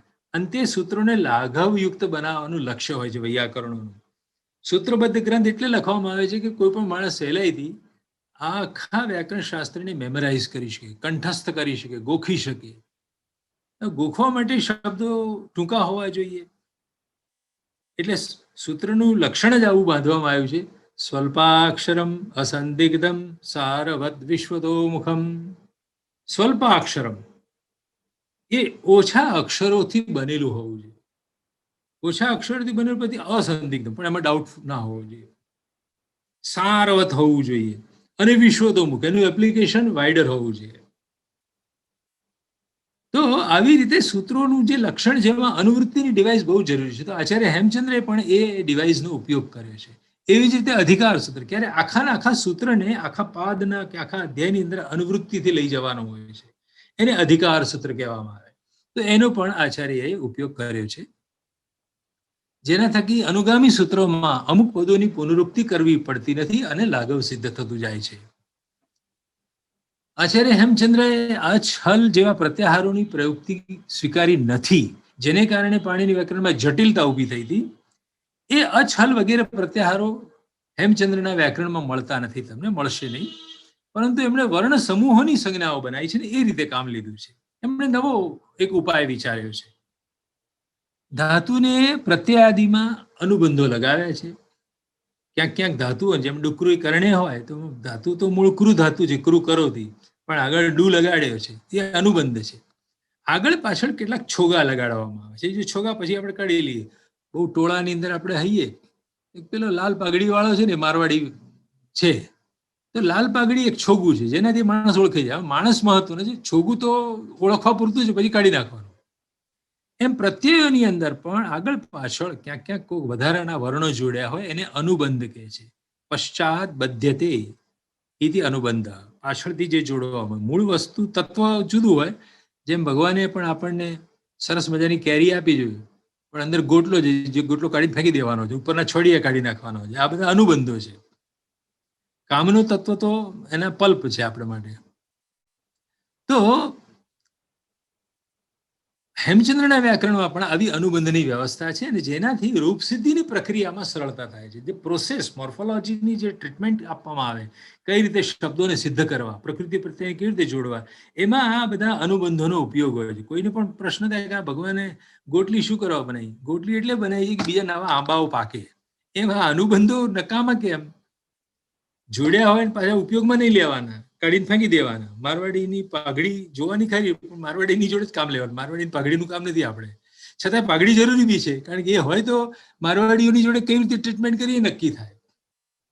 તો એવી રીતે આ અનુબંધોને આધારે રૂપ પ્રક્રિયામાં કેટલીક સરળતા ઊભી થતી હોય છે. તો આ પણ એક યુક્તિ હેમચંદ્રના વ્યાકરણને ભણો ત્યારે તમારે જાણવી પડતી હોય છે અને એનો અમલ કરવો પડતો હોય છે.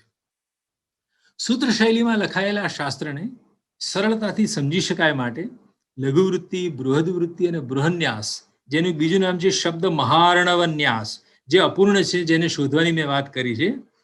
કોઈ જિજ્ઞાસુ હોય તો મારી વાત કાને ધરજો. મંચ ઉપર ઉમંગભાઈ પણ છે, એટલે એમને પણ મારી વિનંતી છે કે આ એક કામ આપણે માટે બાકી છે અત્યારે.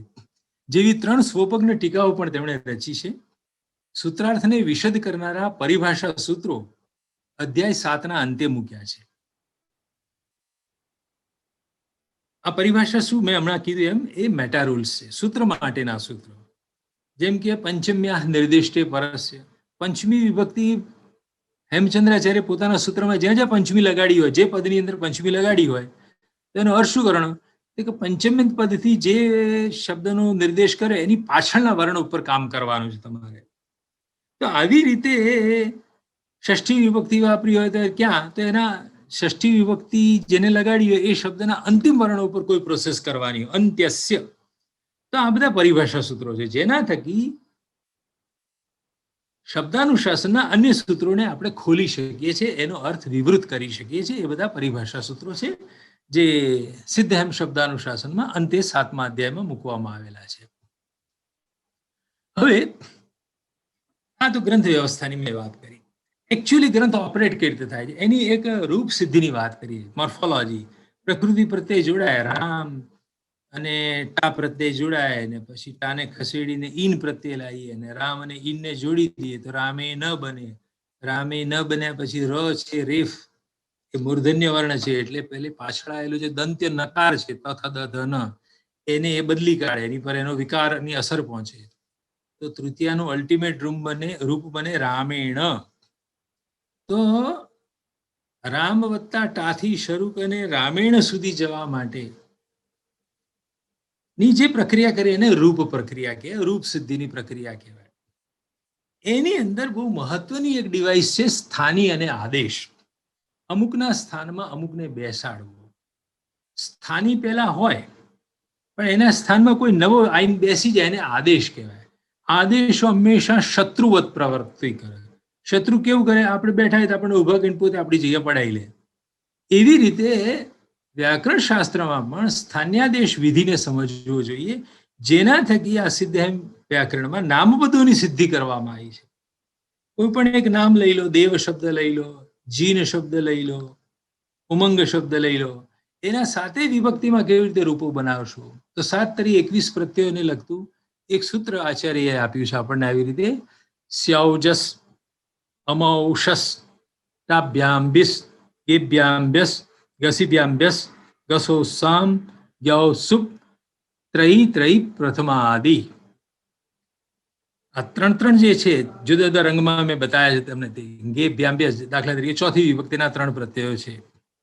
એ પ્રથમા વગેરે, પ્રથમા, દ્વિતીયા, તૃતીયા, ચતુર્થી ને આ 3 જે ઝુમખાઓ છે એ પ્રત્યયો લાગુ પડે છે. હવે આપણે એમાં નમૂના રૂપે જોઈશું કે ચતુર્થી વિભક્તિ એક વચનનો પ્રત્યય ગે આપવામાં આવ્યો છે. ક વર્ગનો પંચમ ક ખ ગ ઘ અંગ, એની અંદર એ જોડ્યો ગે. ગે પ્રત્યયમાંથી કેવી રીતે દેવાય, કવયે, ભાનવે, મત્યય, તુભ્યમ, મહ્યમ, વારિણે, સર્વસ્મય, માલાય આદિ નામપદોની સિદ્ધિ કરી શકાય છે. જો આ છે બધા જે પિંક કલરમાં તમે જુઓ છો એ બધા ચોથી વિભક્તિ એક વચનના રૂપો છે.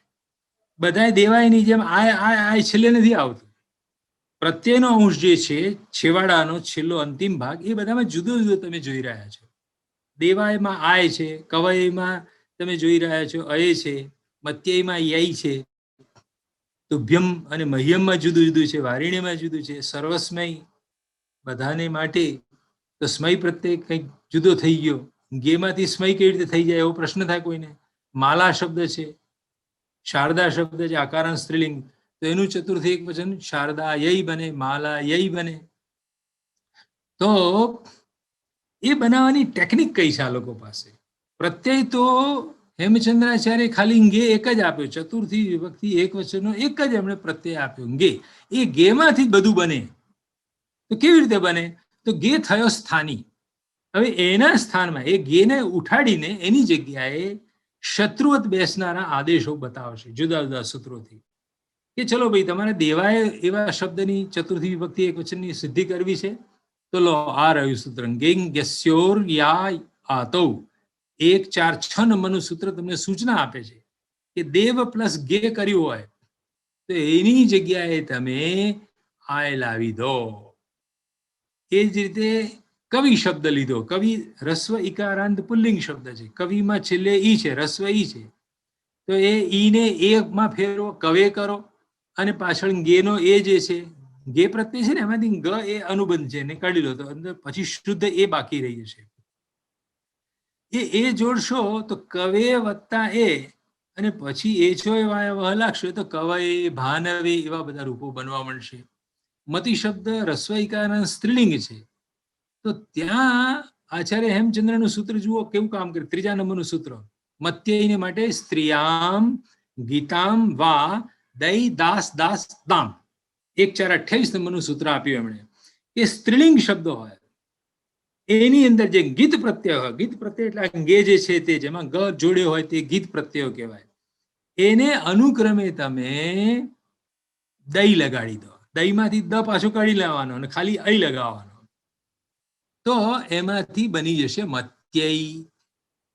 એ જ રીતે તુભ્યમ અને મહ્યમ, તો ત્યાં મૂળ શબ્દ તો છે સર્વનામ યુષ્મદ, યુષ્મદ પ્લસ ગે થશે.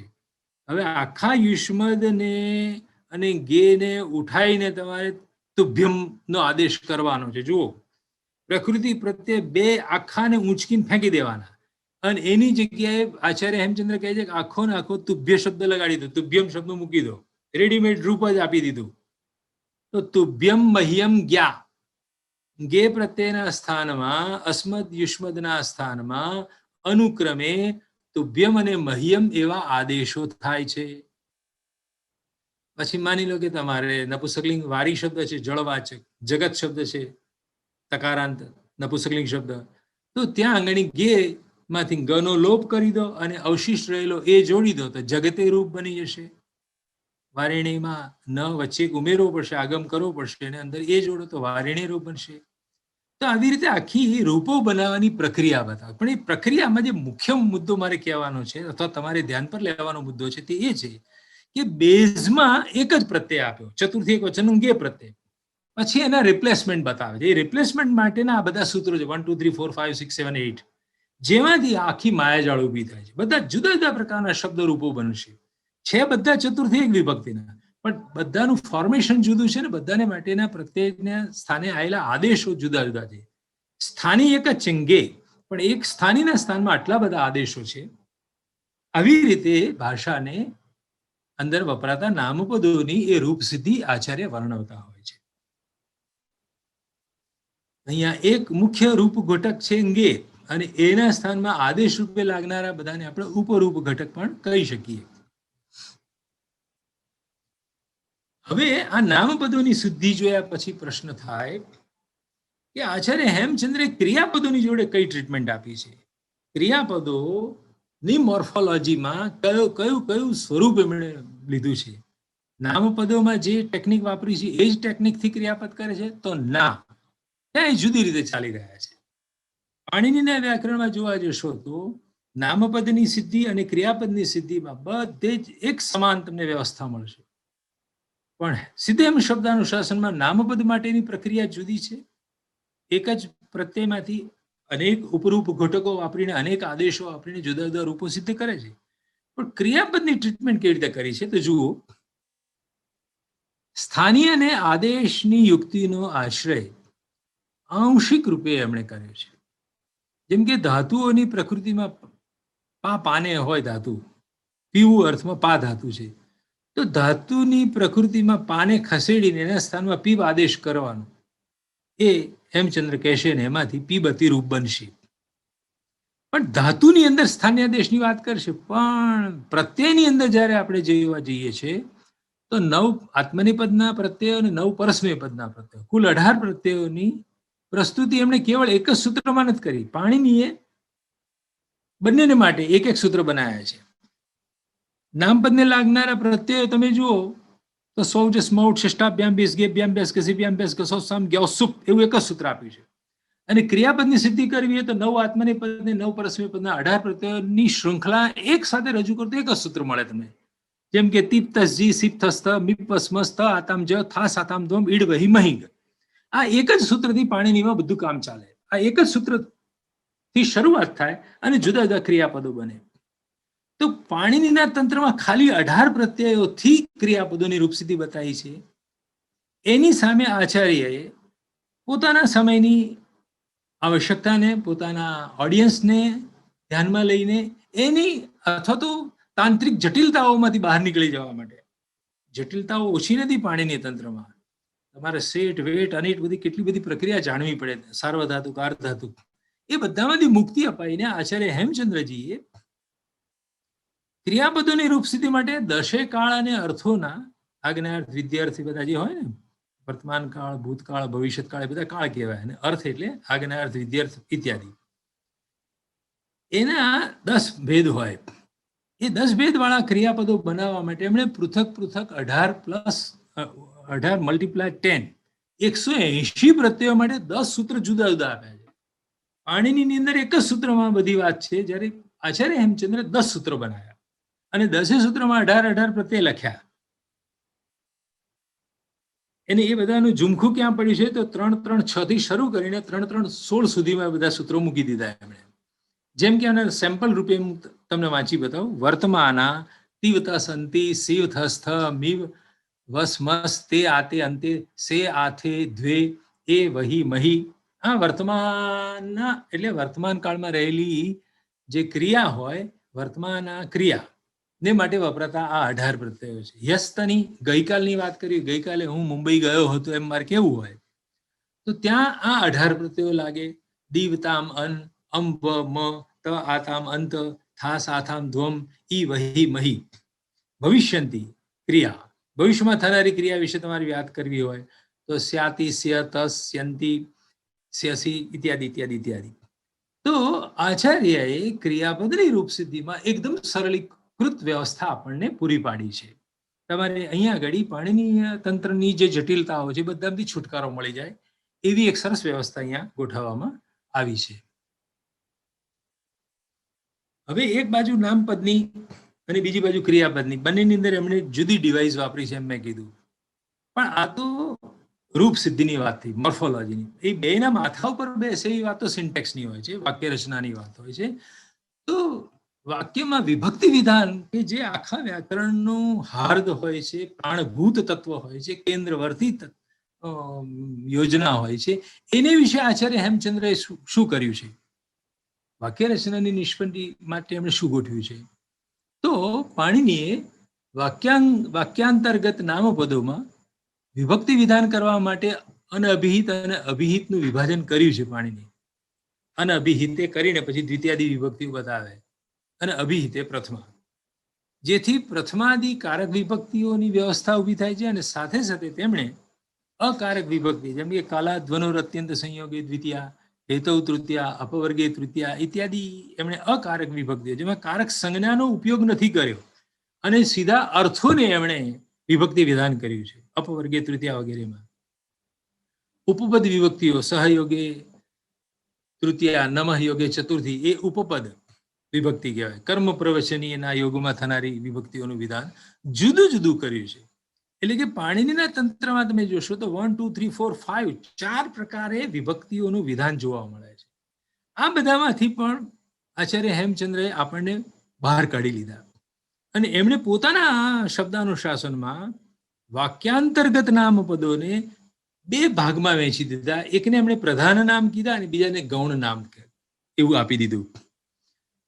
અને પ્રધાન નામ શું છે, ગૌણ નામ શું છે એની સમજૂતી આપતા એમણે વાત કરી કે પ્રાધાન્યમ ચ અસ્ય આખ્યાત પદ સામાનાધિકરણ્યમ તેન તતઃ પ્રથમૈવ ભવતી. આ સૂત્રથી એમણે એવું કીધું છે કે જે નામનો સંબંધ ક્રિયાપદની સાથે જોડાતો હોય તેને પ્રધાન નામ ગણવું અને એને તમારે પ્રથમા લગાડવી. અને જે નામનો સંબંધ ક્રિયાપદની સાથે બેસતો ના હોય એવા નામને ગૌણ નામ કેવું. ગૌણાતના અધિકારમાં બધી પછી વિભક્તિઓ ચલાવી એમણે. ગૌણાતથી શરૂ થતું એમનું એક સૂત્ર છે. એ ગૌણ નામને, ગૌણ નામ એટલે કેવું નામ જેનો ક્રિયાપદ જોડે કોઈ સંબંધ નથી, અન્વય નથી થવાનો, તે એવા ગૌણ નામને દ્વિતીયાથી માંડીને સપ્તમી સુધીની વિભક્તિઓ લાગશે. આવું કરવાથી તેમણે ઉપપદ, અકારકાર્થ, કર્મ પ્રવચનીય આદિ માટેની જુદી જુદી વિભક્તિ વિધાનની વ્યવસ્થા કરવાની રહેતી નથી. આ રીતે પણ એમને જોઈએ તો વિભક્તિ વિધાનમાં અથવા તો વાક્ય રચનાને માટે એક જુદી યોજના વિચારી છે અને પ્રધાન નામ અને ગૌણ નામ એવા બે વિભાજનથી આખી વાક્ય રચનાને નિષ્પન્ન કરી બતાવી છે. હવે આ 7 અધ્યાયમાં આપણે ફરી વળ્યા. હવે એનો 8મો અધ્યાય જે સ્પેશિયલ છે, પ્રાકૃત વ્યાકરણને લગતો છે. તેમણે અનેક પ્રકારની પ્રાકૃતનું વર્ણન કર્યું છે, પણ સંસ્કૃતે મૂળ પ્રકૃતિ જાહેર કરી છે અને સંસ્કૃતમાંથી કેવી રીતે ડિરાઈવ થાય તો સમસંસ્કૃત અર્થાત તત્સમ સંસ્કૃત, તદ્ભવ અને દેશીય પ્રાકૃત જેવા 3 ભેદો વિચાર્યા અને દેશી નામમાલાની સ્વતંત્ર રચના કરી દીધી. એ ઉપરાંત એમણે મુખ્યત્વે અથ પ્રાકૃતમથી શરૂ કરીને મહારાષ્ટ્રીય પ્રાકૃતનું જે વ્યાપકપણે વપરાય છે એ મહારાષ્ટ્રીય પ્રાકૃતનું એમણે નિરૂપણ કરી દીધું. અને મહારાષ્ટ્રમાંથી ક્યાં શું શું જુદું પડે છે, ધ્વનિ પરિવર્તન ક્યાં જુદા પ્રકાર, એમ કહીને એમણે માગધીની રજૂઆત કરી. એ રીતે શૌરસેની ક્યાં મહારાષ્ટ્રથી જુદી પડે છે. એટલે જેને ઉત્સર્ગ અપવાદની વ્યવસ્થા કહેવાય. ઉત્સર્ગ એટલે સામાન્ય જનરલ રૂલ અને અપવાદ એટલે એક્સેપ્શન. તો ઉત્સર્ગ અપવાદની વ્યવસ્થાથી માગધી અને શૌરસેની, પૈશાચી વગેરેનું વર્ણન કર્યું, અપભ્રંશનું વર્ણન કર્યું. અને જૈન આગમોમાં પ્રયુક્ત આર્ષ પ્રાકૃતનું પણ એમણે નિરૂપણ વચ્ચે વચ્ચે વૃત્તિમાં કર્યું છે, સૂત્રબદ્ધ નથી કર્યું એમણે આર્ષને. હવે જૈન આગમોની મૂળ ભાષા તો અર્ધમાગધી હતી. ભગવાન મહાવીરે જે ધર્મોપદેશ કર્યો હતો એ તો મગધ દેશ, અત્યારનું બિહાર, એ મગધમાં ચાલતી અર્ધમાગધીમાં એ બોલતા હતા. અને પછી અકાળ થયો, વર્ષા ન થઈ, માટે જૈન સાધુઓ ત્યાંથી માઇગ્રેટ થઈ અને મથુરા તરફ ગયા. મથુરા એટલે જેને સંસ્કૃતમાં શૂરસેન કહે છે. તો જે અર્ધમાગધીમાં જૈન આગમ ગ્રંથો હતા, ભગવાન મહાવીરની વાણી હતી, એનું કાયા પલટ થઈ અને શૌરસેની પ્રાકૃતમાં રૂપાંતરણ થયું. વળી એ માથુરી વાચનાને કાલાંતરે દેવર્દી ગણી ક્ષમા શ્રવણ આપણા ગુજરાતના વલભી પ્રાંતમાં પાલિતાણા પાસે જે વલભી છે ત્યાં આગળ લાઈને એ શૌરસેનીમાં પ્રવર્તમાન માથુરી વાચના શબ્દોને જૈન આગમ ગ્રંથોને મહારાષ્ટ્રીય પ્રાકૃતમાં રૂપાંતરિત કરીને લખવામાં આવ્યા અને લિપિબદ્ધ ફર્સ્ટ ટાઈમ કરવામાં આવ્યા. શત્રુંજય પર્વતનો મહિમા કેમ છે, ભગવાન આદિનાથ કેમ ત્યાં સ્થાપિત કરવામાં આવ્યા છે, તો ત્યાં આ જૈન આગમ ગ્રંથોની સુરક્ષા થઈ અને ફર્સ્ટ ટાઈમ ને લિપિબદ્ધ કર્યા. ત્યાં સુધી એ ઓરલ ટ્રેડિશનમાં હતા, ગુરુ શિષ્ય પરંપરામાં ગણધરો વગેરે એને મુખપાઠથી યાદ રાખીને પછીની પેઢીને પહોંચાડ્યા હતા. તો તમે જોશો તો જૈન આગમ ગ્રંથોની ભાષામાં જે જુદી જુદી શતાબ્દીમાં રૂપાંતરણો થતા ગયા એ બધાને કવર કરવા માટે એક પ્રાકૃત વ્યાકરણની જરૂર હતી. પણ અહીંયા જે યલો એરોથી તમને બતાવ્યું એ હિસ્ટોરિકલ ગ્રામરના સ્વરૂપે નથી લખ્યું હેમચંદ્રાચાર્ય કે અમુક શતાબ્દીમાં આ પ્રાકૃત શબ્દ હતો, પછી આ થયો, પછી આ થયો. એ ક્રોનોલોજીકલ ઓર્ડરમાં ધ્વનિ પરિવર્તન એમણે નથી વર્ણ્યા. એમણે તો મેં કીધું એમ સૌથી પહેલી લાર્જર સ્કેલ ઉપર પહેલી મહારાષ્ટ્રીનું વર્ણન કરી દીધું અને ઉત્સર્ગ અપવાદ, જનરલ એન્ડ એક્સેપ્શન રૂલ ના સ્વરૂપે માગધી, શૌરસેની વગેરેનું વર્ણન કર્યું છે. એટલે અપેક્ષા એવી હતી, હજી રાખી શકાય નવા સ્કોલરો પાસે, કે પ્રાકૃત ભાષાનું એવું એક હિસ્ટોરિકલ ગ્રામર બનાવવું જોઈએ કે જેથી કયા કાલખંડમાં કયો પાઠ ચાલતો તો એ ધ્યાનમાં આવે. અલબત્ત એ થોડું વિષયાંતર છે, મારી જિજ્ઞાસાનો વિષય છે, પણ આચાર્ય હેમચંદ્રે મેં કીધું એમ ઉત્સર્ગ અપવાદની વ્યવસ્થાથી આ વિભિન્ન પ્રકારની પ્રાકૃતો વર્ણવી દીધી છે. મને કેટલાક સૂત્રો મેં લખ્યા છે. અથ પ્રાકૃતમ પ્રકૃતિ સંસ્કૃતમ, સંસ્કૃત ભાષાને પ્રકૃતિ હું માનું છું, અને તત્ર ભવમ તતઃ આગતમ એ સંસ્કૃત શબ્દમાંથી ઉતરી આવેલો જે હોય એને હું પ્રાકૃત કહું છું. પછી શૌરસેનનું વર્ણન કરતા તો દો અનાદૌ શૌરસેન્યામ અયુક્તસ્ય થી શરૂ થનારા બધા સૂત્રો તમે જુઓ તો તકારને દકાર કરનારું સૂત્ર છે. શૌરસેની હોય તો તનો દ થઈ જાય. જેમ કે મારુતિના શબ્દ છે તો તના સ્થાનમાં દ થઈ ગયો, મારું દીના થયું. પણ અયુક્તસ્ય એ જોડાક્ષરમાં ના હોવો જોઈએ, ન ને ત ભેગા ના જોઈએ. જો ન ત ભેગા હોય, મંત્રિતમ એવો શબ્દ હોય માની લો કે સંસ્કૃતમાં, તો ન ને ત ભેગા આયા, સંયુક્ત અક્ષર થયો, જોડાક્ષર થયો, તો ત્યાં તનો દ ના થાય, મંદિદો નહીં થાય, ત્યાં મંતિદો થશે. ન ને ત એઝ ઇટ ઇઝ રહેશે, એમ કેવું છે. એવી જ રીતે માગધીની શરૂઆત એમણે 8-4-287 નંબરના સૂત્રથી કરી છે. અત એક સૌ પુંસી માગધ્યામ. જેમ કે એશઃ પુરુષ સંસ્કૃતમાં શબ્દ હોય તો ત્યાં મૂર્ધન્ય શકાર જે છે શ, એશમાં શ અને પુરુષમાં શ, ત્યાં તાલવ્ય શ થઈ જાય છે. અને એ અકારાંત શબ્દ હોય એને એકારાંતમાં ફેરવી દો, એવું આ સૂત્ર કહ્યું. અતઃ એત કીધું છે, અકારાંત શબ્દને એ બનાવી દો. તો એશે પુલિશે, આ પુરુષ છે એમ કેવું હોય તો એશે પુલિશે તમારે બોલવું પડે. એ થઈ માગધી ભાષા, માગધી પ્રાકૃત. પણ સૂત્રમાં પુંસી પુલ્લિંગમાં જ આવું થાય છે, બીજું નથી થતું. એવું કેમ કે જલમ શબ્દમાં જલે નહીં કરવાનું. ત્યાં જલ શબ્દ પણ અકારાંત છે પણ ત્યાં એ નહીં લાગે, જલે નહીં થાય. નપુંસકલિંગ શબ્દ તો નપુંસકલિંગ રૂપે જ રહેશે.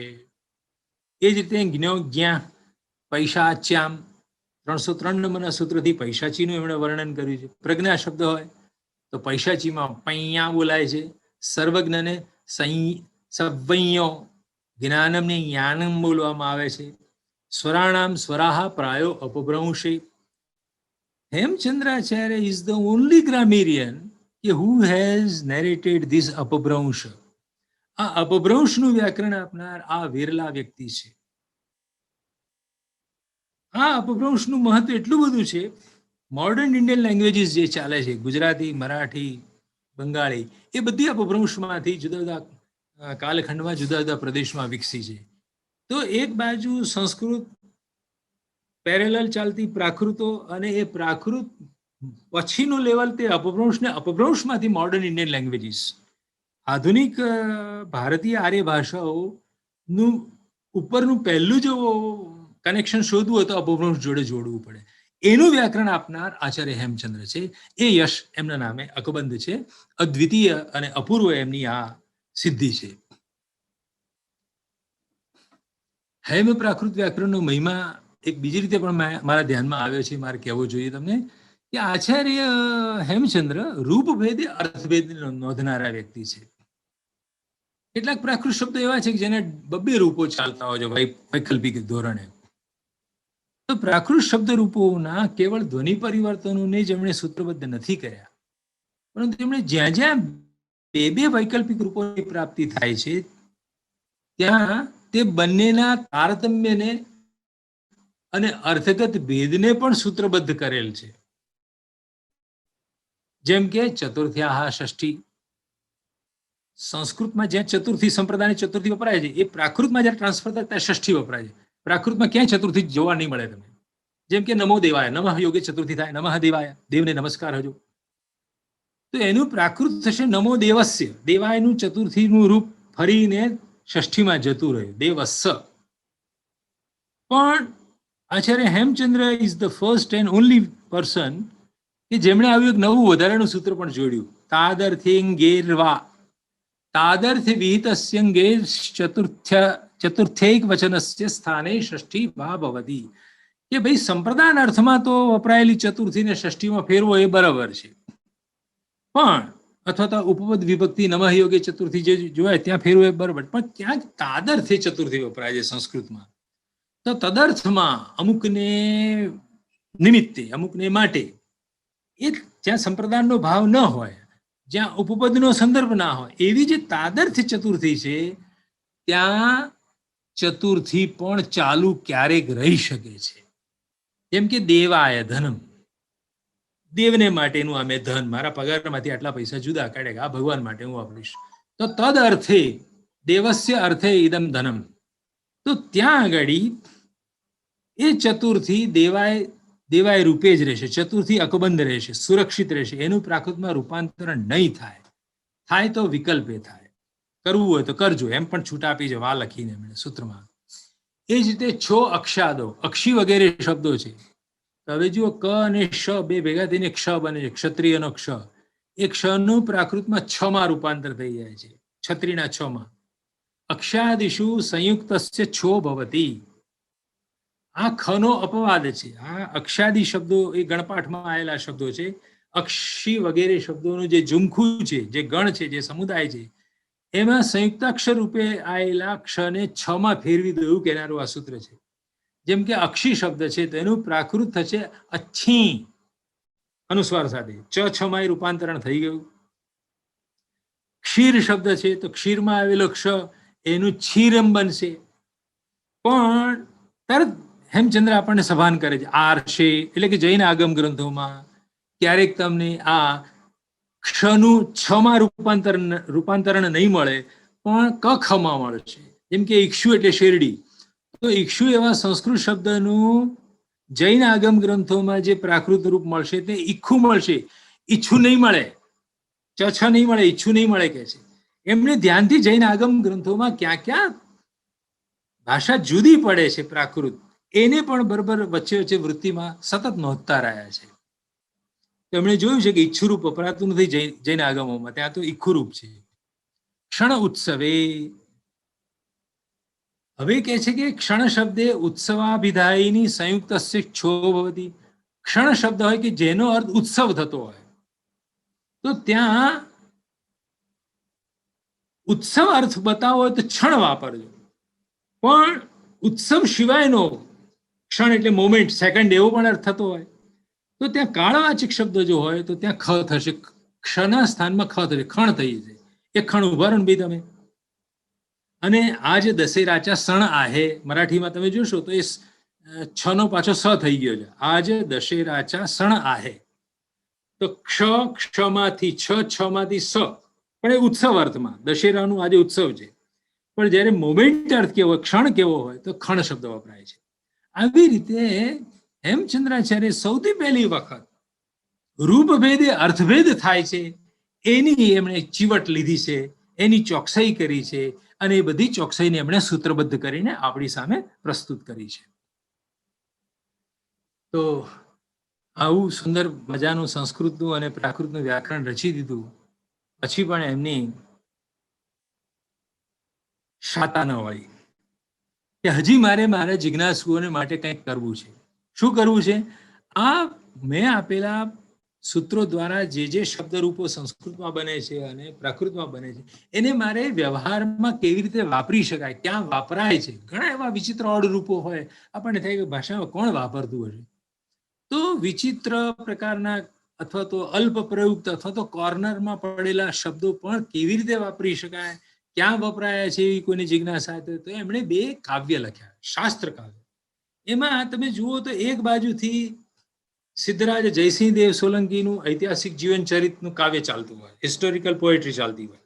એટ ધ સેમ ટાઈમ એમાં અંદર એમણે સંસ્કૃત વ્યાકરણના સૂત્રોથી સિદ્ધ થનારા બધા શબ્દરૂપો વાપરી બતાવ્યા. એમના આ વ્યાકરણના સૂત્રોથી જેટલા શબ્દો, તદ્ધિતો, સમાસો, જે કંઈ એમણે બતાવ્યું આગલા 7 અધ્યાયમાં, એ બધાનો પાછો પ્રયોગ કરી બતાવ્યો. એટલે આને દ્વિ પ્લસ આશ્રય, દ્વ્યાશ્રય મહાકાવ્ય. બધા લોકોને દ્વ્યાશ્રય બોલતા પણ નથી આવડતું. દ્વિ પ્લસ આશ્રય છે, દ્વ્યાશ્રય. તો સંસ્કૃત દ્વ્યાશ્રય મહાકાવ્યની રચના કરીને at the same time Acharya Hemchandracharya બહુ દીર્ઘાયુ હતા, 90 વર્ષથી પણ વધારે જીવ્યા હતા. એટલે એમને આ જીવનકાળ દરમિયાન બીજા એક રાજા કુમારપાળનો પણ એમને યોગ થયો હતો. કુમારપાળ પણ એમના શિષ્ય બન્યા હતા.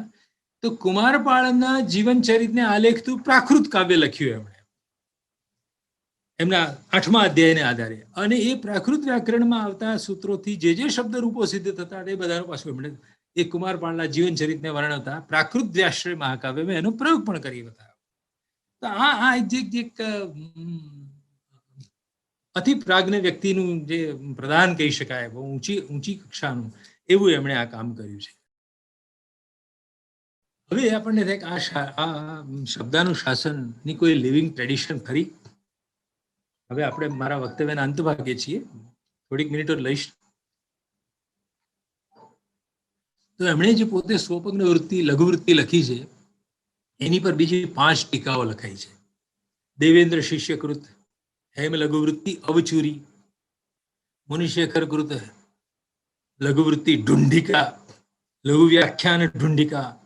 આવી રીતે અવચુરી, પરિષ્કાર, કાકલકૃત હેમ લઘુવૃત્તિ ઢુંઢિકા, દીપિકા. ઢુંઢિકાની પર પાછી દીપિકા મૂકવી પડી કે આનો અર્થ પ્રકાશિત કરી આપે. એવી રીતે એમની જે બૃહદ વૃત્તિ હતી સ્વપ્ન, હેમચંદ્રની પોતાની, જે બ્લુ અક્ષરમાં છે હેમચંદ્ર પોતે લખી, પણ એ કોમેન્ટ્રીને એક્સપ્લેન કરવા માટે બીજી કોમેન્ટ્રીઓ, એ બધી 6 લખાઈ છે. ચંદ્રસાગરકૃત, આનંદબોધિની, કનક પ્રભકૃત લઘુન્યાસ, અમરચંદ્રકૃત ઇત્યાદિ ઇત્યાદિ. આપ જોઈ રહ્યા છો, બધાનું પાઠ નથી કરતો હું. એ જ રીતે એમણે ત્રીજી કોમેન્ટ્રી લખી છે બૃહન્યાસ, જે અપૂર્ણ છે, જેને શોધવાની હું વાત કરી રહ્યો છું. તો એની થોડી સંપૂર્તિ વિજલ લાવણ્ય સૂર્યે કરી છે. અને હમણાં મેં કીધું એમ આચાર્ય જંબુ વિજયજી મહારાજ સાહેબે જેસલમેર વગેરેથી તાડપત્ર પર લખાયેલી રહસ્યવૃત્તિ પ્રાપ્ત કરીને એનું પણ સંપાદન હમણાં કરીને સૌને ભેટ કર્યું છે, જેનો હું પ્રગટ સાક્ષી છું. અને મને એ પ્રસાદ મળ્યો છે, એમના હાથે વારંવાર મને મળ્યો છે. અને મારા વિદ્યાર્થીઓ માટે પણ થોકબંધ નકલો એમણે પહોંચાડી હતી. અહીંયા આ મંચ ઉપર અત્યારે હાજર રહેલા ઘણા વિદ્યાર્થીઓના હાથમાં આ ગ્રંથ પહોંચેલો છે. ટીકા પરંપરા અદ્યાવધિ જીવંત છે. એમની લઘુવૃત્તિ ઉપર અવચુરી, ઢુંઢિકા, પરિષ્કાર વગેરે બધું ચાલ્યું. આ બધું તમે જોઈ રહ્યા છો. પછી હેમહંસ ગણીકૃત પરિભાષા પાઠ ઉપર પાછી ન્યાય ટીકા બી લખાઈ. એમના આખા સિદ્ધહેમ શબ્દાનુશાસનનો પ્રાતસ્મરણીય પંડિત પ્રવર બેચરદાસ દોશીએ સુંદર ગુજરાતીમાં અનુવાદ કર્યો. ગુજરાત યુનિવર્સિટી ગ્રંથ નિર્માણ બોર્ડ તરફથી અમદાવાદથી પ્રકાશિત થયો. પંડિત શિવલાલના પુસ્તકો પણ નીકળ્યા છે. અને હમણાં મારે જોવામાં આવ્યું, જેને હું બહુ સર્વોત્કૃષ્ટ ગુજરાતી અનુવાદ ગણું છું સિદ્ધહેમ શબ્દાનુશાસનનો, તે છે ચંદ્રસેન સૂરીનો, મુંબઈથી પ્રકાશિત થયો છે. બધા 10-12 ભાગમાં છે. અદ્ભુત કામ કર્યું છે. જેવી મારી કૌમુદી, વૈયાકરણ સિદ્ધાંત કૌમુદીને સમજાવવાની શૈલી છે, એવી શૈલી ચંદ્રસેન સૂરીમાં મને જોવા મળે છે. હું એ ગ્રંથથી બહુ જ પ્રસન્ન થયેલો છું. નવીન સંપાદન પણ હમણાં થયું, મેં કીધું એમ જંબુ વિજયજી મહારાજ સાહેબના હાથે. અને મેં જે હેમચંદ્રાચાર્ય નવમ જન્મ શતાબ્દી પ્રસંગે પાટણમાં 1989 એક વ્યાખ્યાન આપ્યું હતું. બહુ પ્રલંબ મારું વ્યાખ્યાન હતું, જે પાછળથી પરબમાં છપાયું છે. મારા પુસ્તકમાં પણ મેં પુનઃ પ્રકાશિત કર્યું છે. એનાથી અસંમત થતા, મારા મતની સમીક્ષા કરતા, પ્રતિવાદ કરવાના પણ ગ્રંથો લખાયા છે. એક લેખ ઉપર 3 ભાગમાં વિસ્તરેલું સિદ્ધહેમ શબ્દાનું શાસન પ્રશમ પ્રભ વિજયજી મહારાજ સાહેબ અને સંયમ પ્રભ વિજયજી મહારાજ સાહેબે લખ્યું છે. એમાં તમે જોશો દરેક પાના ઉપર વસંત ભટ્ટ આમ કહે છે, પણ એનું સમાધાન આવી રીતે થઈ શકે. મારા મતમાં મેં જે કંઈ અમુક પ્રતિપક્ષ ઉભા કર્યા હતા, એ બધાનું નિરસન કરવાનો બહુ સુંદર રીતે, બહુ જ માયાળુ ભાષામાં મારે કહેવું જોઈએ, હું એમનો આભારી છું કે બહુ જ સંયમિત રૂપે મને પંપાળીને એની અંદર મારા વિશે ઘણું બધું એ ગ્રંથોમાં લખવામાં આવ્યું છે.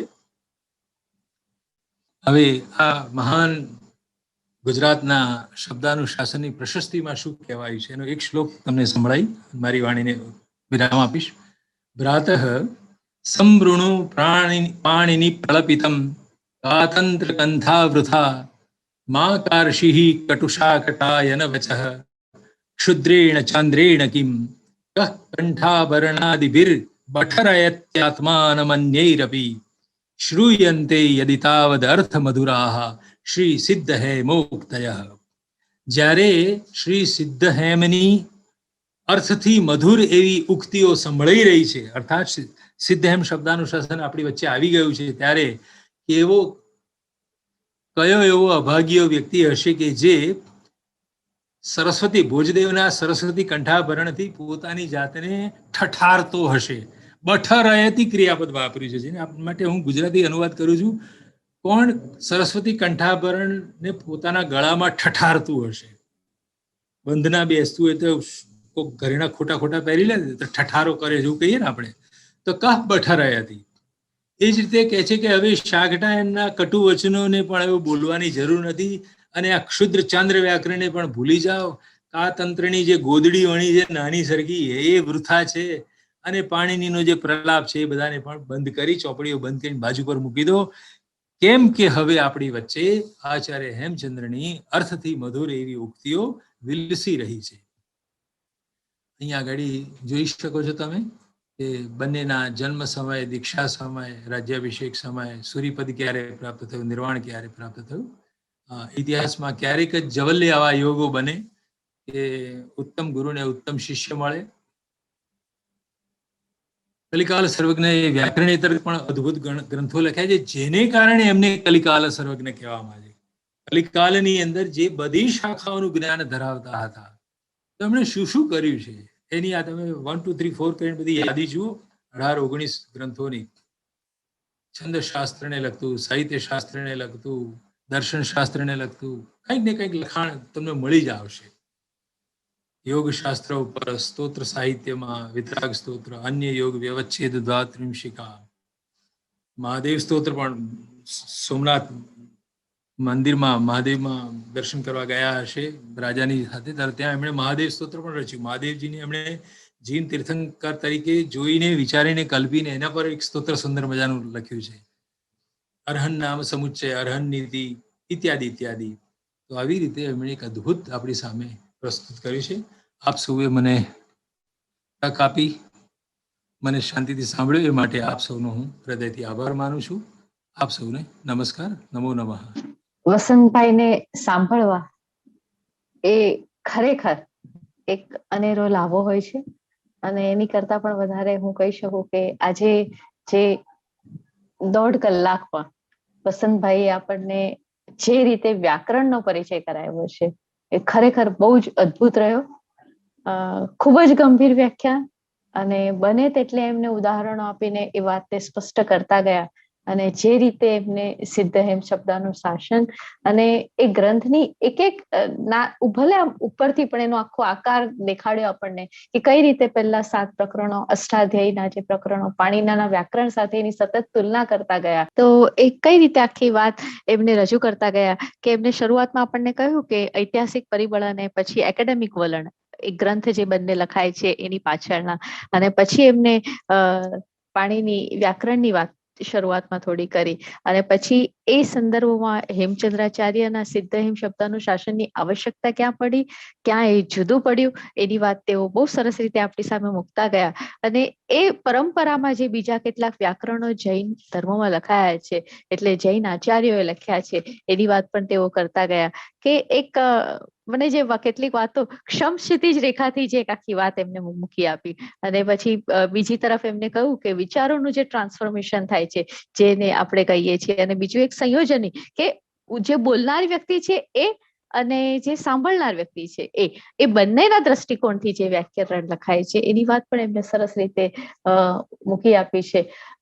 તો એ રીતે એમને આખી વાત આપણી સમક્ષ મૂકી આપી અને એક આખી જનરેટિવ ગ્રામર કયા પ્રકારનું છે આજે, જેમાં પદ, અર્થ, પ્રત્યય અને સંધિ તમે કઈ રીતે, એટલે કે બોલનાર વ્યક્તિ છે તો પદ, પછી અર્થ, પ્રત્યય અને સંધિ એની વાત એમને કરી આપે છે. અને પછી એમને આખા શ્લોક, અને શ્લોકનો અર્થ પણ એક સરસ રીતે એમને સમજાવ્યો કે અનુષ્ટુપ જે છંદ છે તો 32 અક્ષરનો એ છંદ છે ને એક શ્લોક છે. તો એ રીતે એમને આખી વાત કરી. તો એ રીતે એવા 3 કરોડ એવા એમને વાત કરી હેમચંદ્રાચાર્યએ લખેલા છે. અને એમના બીજા ગ્રંથો, ખાલી સિદ્ધહેમ શબ્દાનું શાસન એકમાત્ર ગ્રંથ નથી, પણ એના આધારે જે બીજા ગ્રંથો એમના લખાયા, અને એ બીજા જે બધા ગ્રંથો લખાયા છે જે એ ટીકા અને એ ગ્રંથને સમજાવવા માટેના ગ્રંથો છે, એની વાત પણ એમને કરી. અને પછી એમને આખી મૂળ વ્યાકરણ, અને એ ગ્રંથમાં જે એમના 7 અધ્યાયો અને 7 અધ્યાયોની વાત કરતા કરતા સૂત્રપાઠો, ઉણાદિ, ગણપાઠ, લિંગાનુશાસન અને એ 5 મળીને આપણે એને આજે પંચાંગી વ્યાકરણ કહીએ છીએ. અને પછી એમને એ કારક ધ્વનિઓ, ઉપસર્ગો, ક્રિયાપદો, કૃદંતો આ બધું એમને સમજાયું. એટલે વિચાર કરો કે આજે આપણે વ્યાકરણથી ખરેખર આપણને એમ લાગે કે વ્યાકરણ તો માત્ર ગુજરાતી શિક્ષકો માટે જ હોય છે, પણ એવું નથી.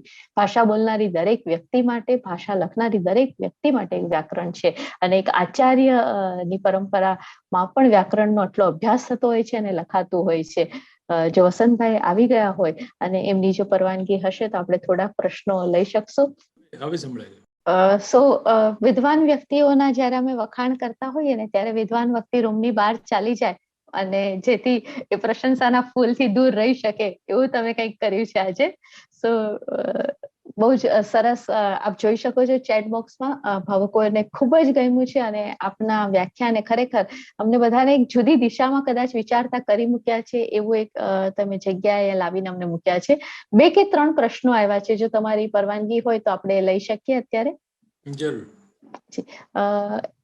કૃપાબેન શાહ કરીને પૂછે છે, સર આજના જે અભ્યાસક્રમો છે, સિલેબસ ઓફ સંસ્કૃતનો જે અભ્યાસક્રમ છે, એમાં કયા ગ્રંથને ફોલો કરવામાં આવે છે, પાણિનીના કે સિદ્ધહેમના? બહુ દુર્ભાગ્યની સ્થિતિ છે. અત્યારે નથી પાણિનીનું અનુસરણ થતું કે નથી હેમચંદ્રાચાર્યજીના વ્યાકરણનું અનુસરણ થતું. અત્યારે જે પરંપરાગત વ્યાકરણો કહેવાય એનો આશરો નથી લેવાતો, માટે અત્યારે સંસ્કૃતની ઘોર ખોદાઈ ગઈ છે. જો પરંપરાગત વ્યાકરણો કોઈ અભ્યાસ કરતું હોય તો તે કેવળ જૈન મુનિ મહારાજો છે, સ્વામિનારાયણ સંપ્રદાયના સાધુઓ છે. મારા પરિચયમાં સાક્ષાત જે આવેલી વાત છે એ વાત આ છે. બાકી યુનિવર્સિટી ડિપાર્ટમેન્ટોની અંદર કોઈક જમાનો હતો જ્યારે હું પોતે વ્યાકરણશાસ્ત્ર ભણાવતો હતો, વ્યાકરણશાસ્ત્ર હું આપતો હતો, જેમાં કેટલાક વિદ્યાર્થી છે, હાજર છે મંચ ઉપર. પણ આ સેમિસ્ટર પદ્ધતિ આવ્યા પછી જે 3-3 મહિનાના કોર્સ બનાવવાની વાત થઈ, આ 12 વર્ષે વ્યાકરણ ભણાય એવું કહેવાય છે. 12 વર્ષે વ્યાકરણ અધીતમ. 12 મહિના નથી બોલતો હું, 12 વર્ષ બોલું છું. આ અભ્યાસક્રમ 12 વર્ષે એક્સક્લુઝિવ વ્યાકરણ જ ભણવાનું, પછી બીજું કંઈક બધું જાતે વાંચી લેવાનું. એટલે હવે એ ધીરજ, એ કાળ વગેરે રહ્યો નથી. માત્ર શોખથી કોઈ આમાં પડે તો પડે. અને મને પણ સંસ્કૃત લીધું ત્યારે ઘણા બધા ભડકાયો હતો કે ભવિષ્યમાં તારે બૈરી છોકરા હશે તો નોકરી કોણ આપશે. પણ મેં વળી કહી દીધું કે મને ડિસ્ટર્બ ના કરશો, મારે કવિતા વાંચવી છે એમ કરી બહુ લાપરવાહીથી જવાબ આપ્યો. સંસ્કૃતમાં આવી ગયો તો આવી ગયો. એટલે કયા ગ્રંથોનો અમલ થાય છે તો કહેવું બહુ મુશ્કેલ છે. અત્યારે બહુ પાણી પોચા ગ્રંથોથી બહુ જ ઉપરછોટિયું જ્ઞાન અપાય છે. ખોટું સંસ્કૃત બોલાય છે, ખોટું સંસ્કૃત લખાય છે, ખોટા સંસ્કૃતને પ્રમોટ કરવામાં આવે છે. હું નામ બોલીશ તો પછી બધું મારા નામ ખોટું થશે એટલે નથી બોલવું, પણ કોઈ ગ્રંથનો ફોલો નથી કરવામાં આવતું. આપે સ્વયં જેણે પોતાની જાતનો ઉદ્ધાર કરવો હોય એને પાણીની કે હેમચંદ્રાચાર્યને ભણવા જોઈએ, અને એને માટેના સુંદર સાધનો ઉપલબ્ધ થઈ ચુક્યા છે. આ ચંદ્રસેન સુરીશ્વરનું જે મેં કીધું છે અદ્ભુત એક્સપ્લેનેટરી છે, બે નમૂન કામ કર્યું છે. હું એ મહાત્માને મળ્યો નથી, પણ મારા પ્રણામ કહેજો એમને કે બહુ અદ્વિતીય કામ કર્યું છે એમણે.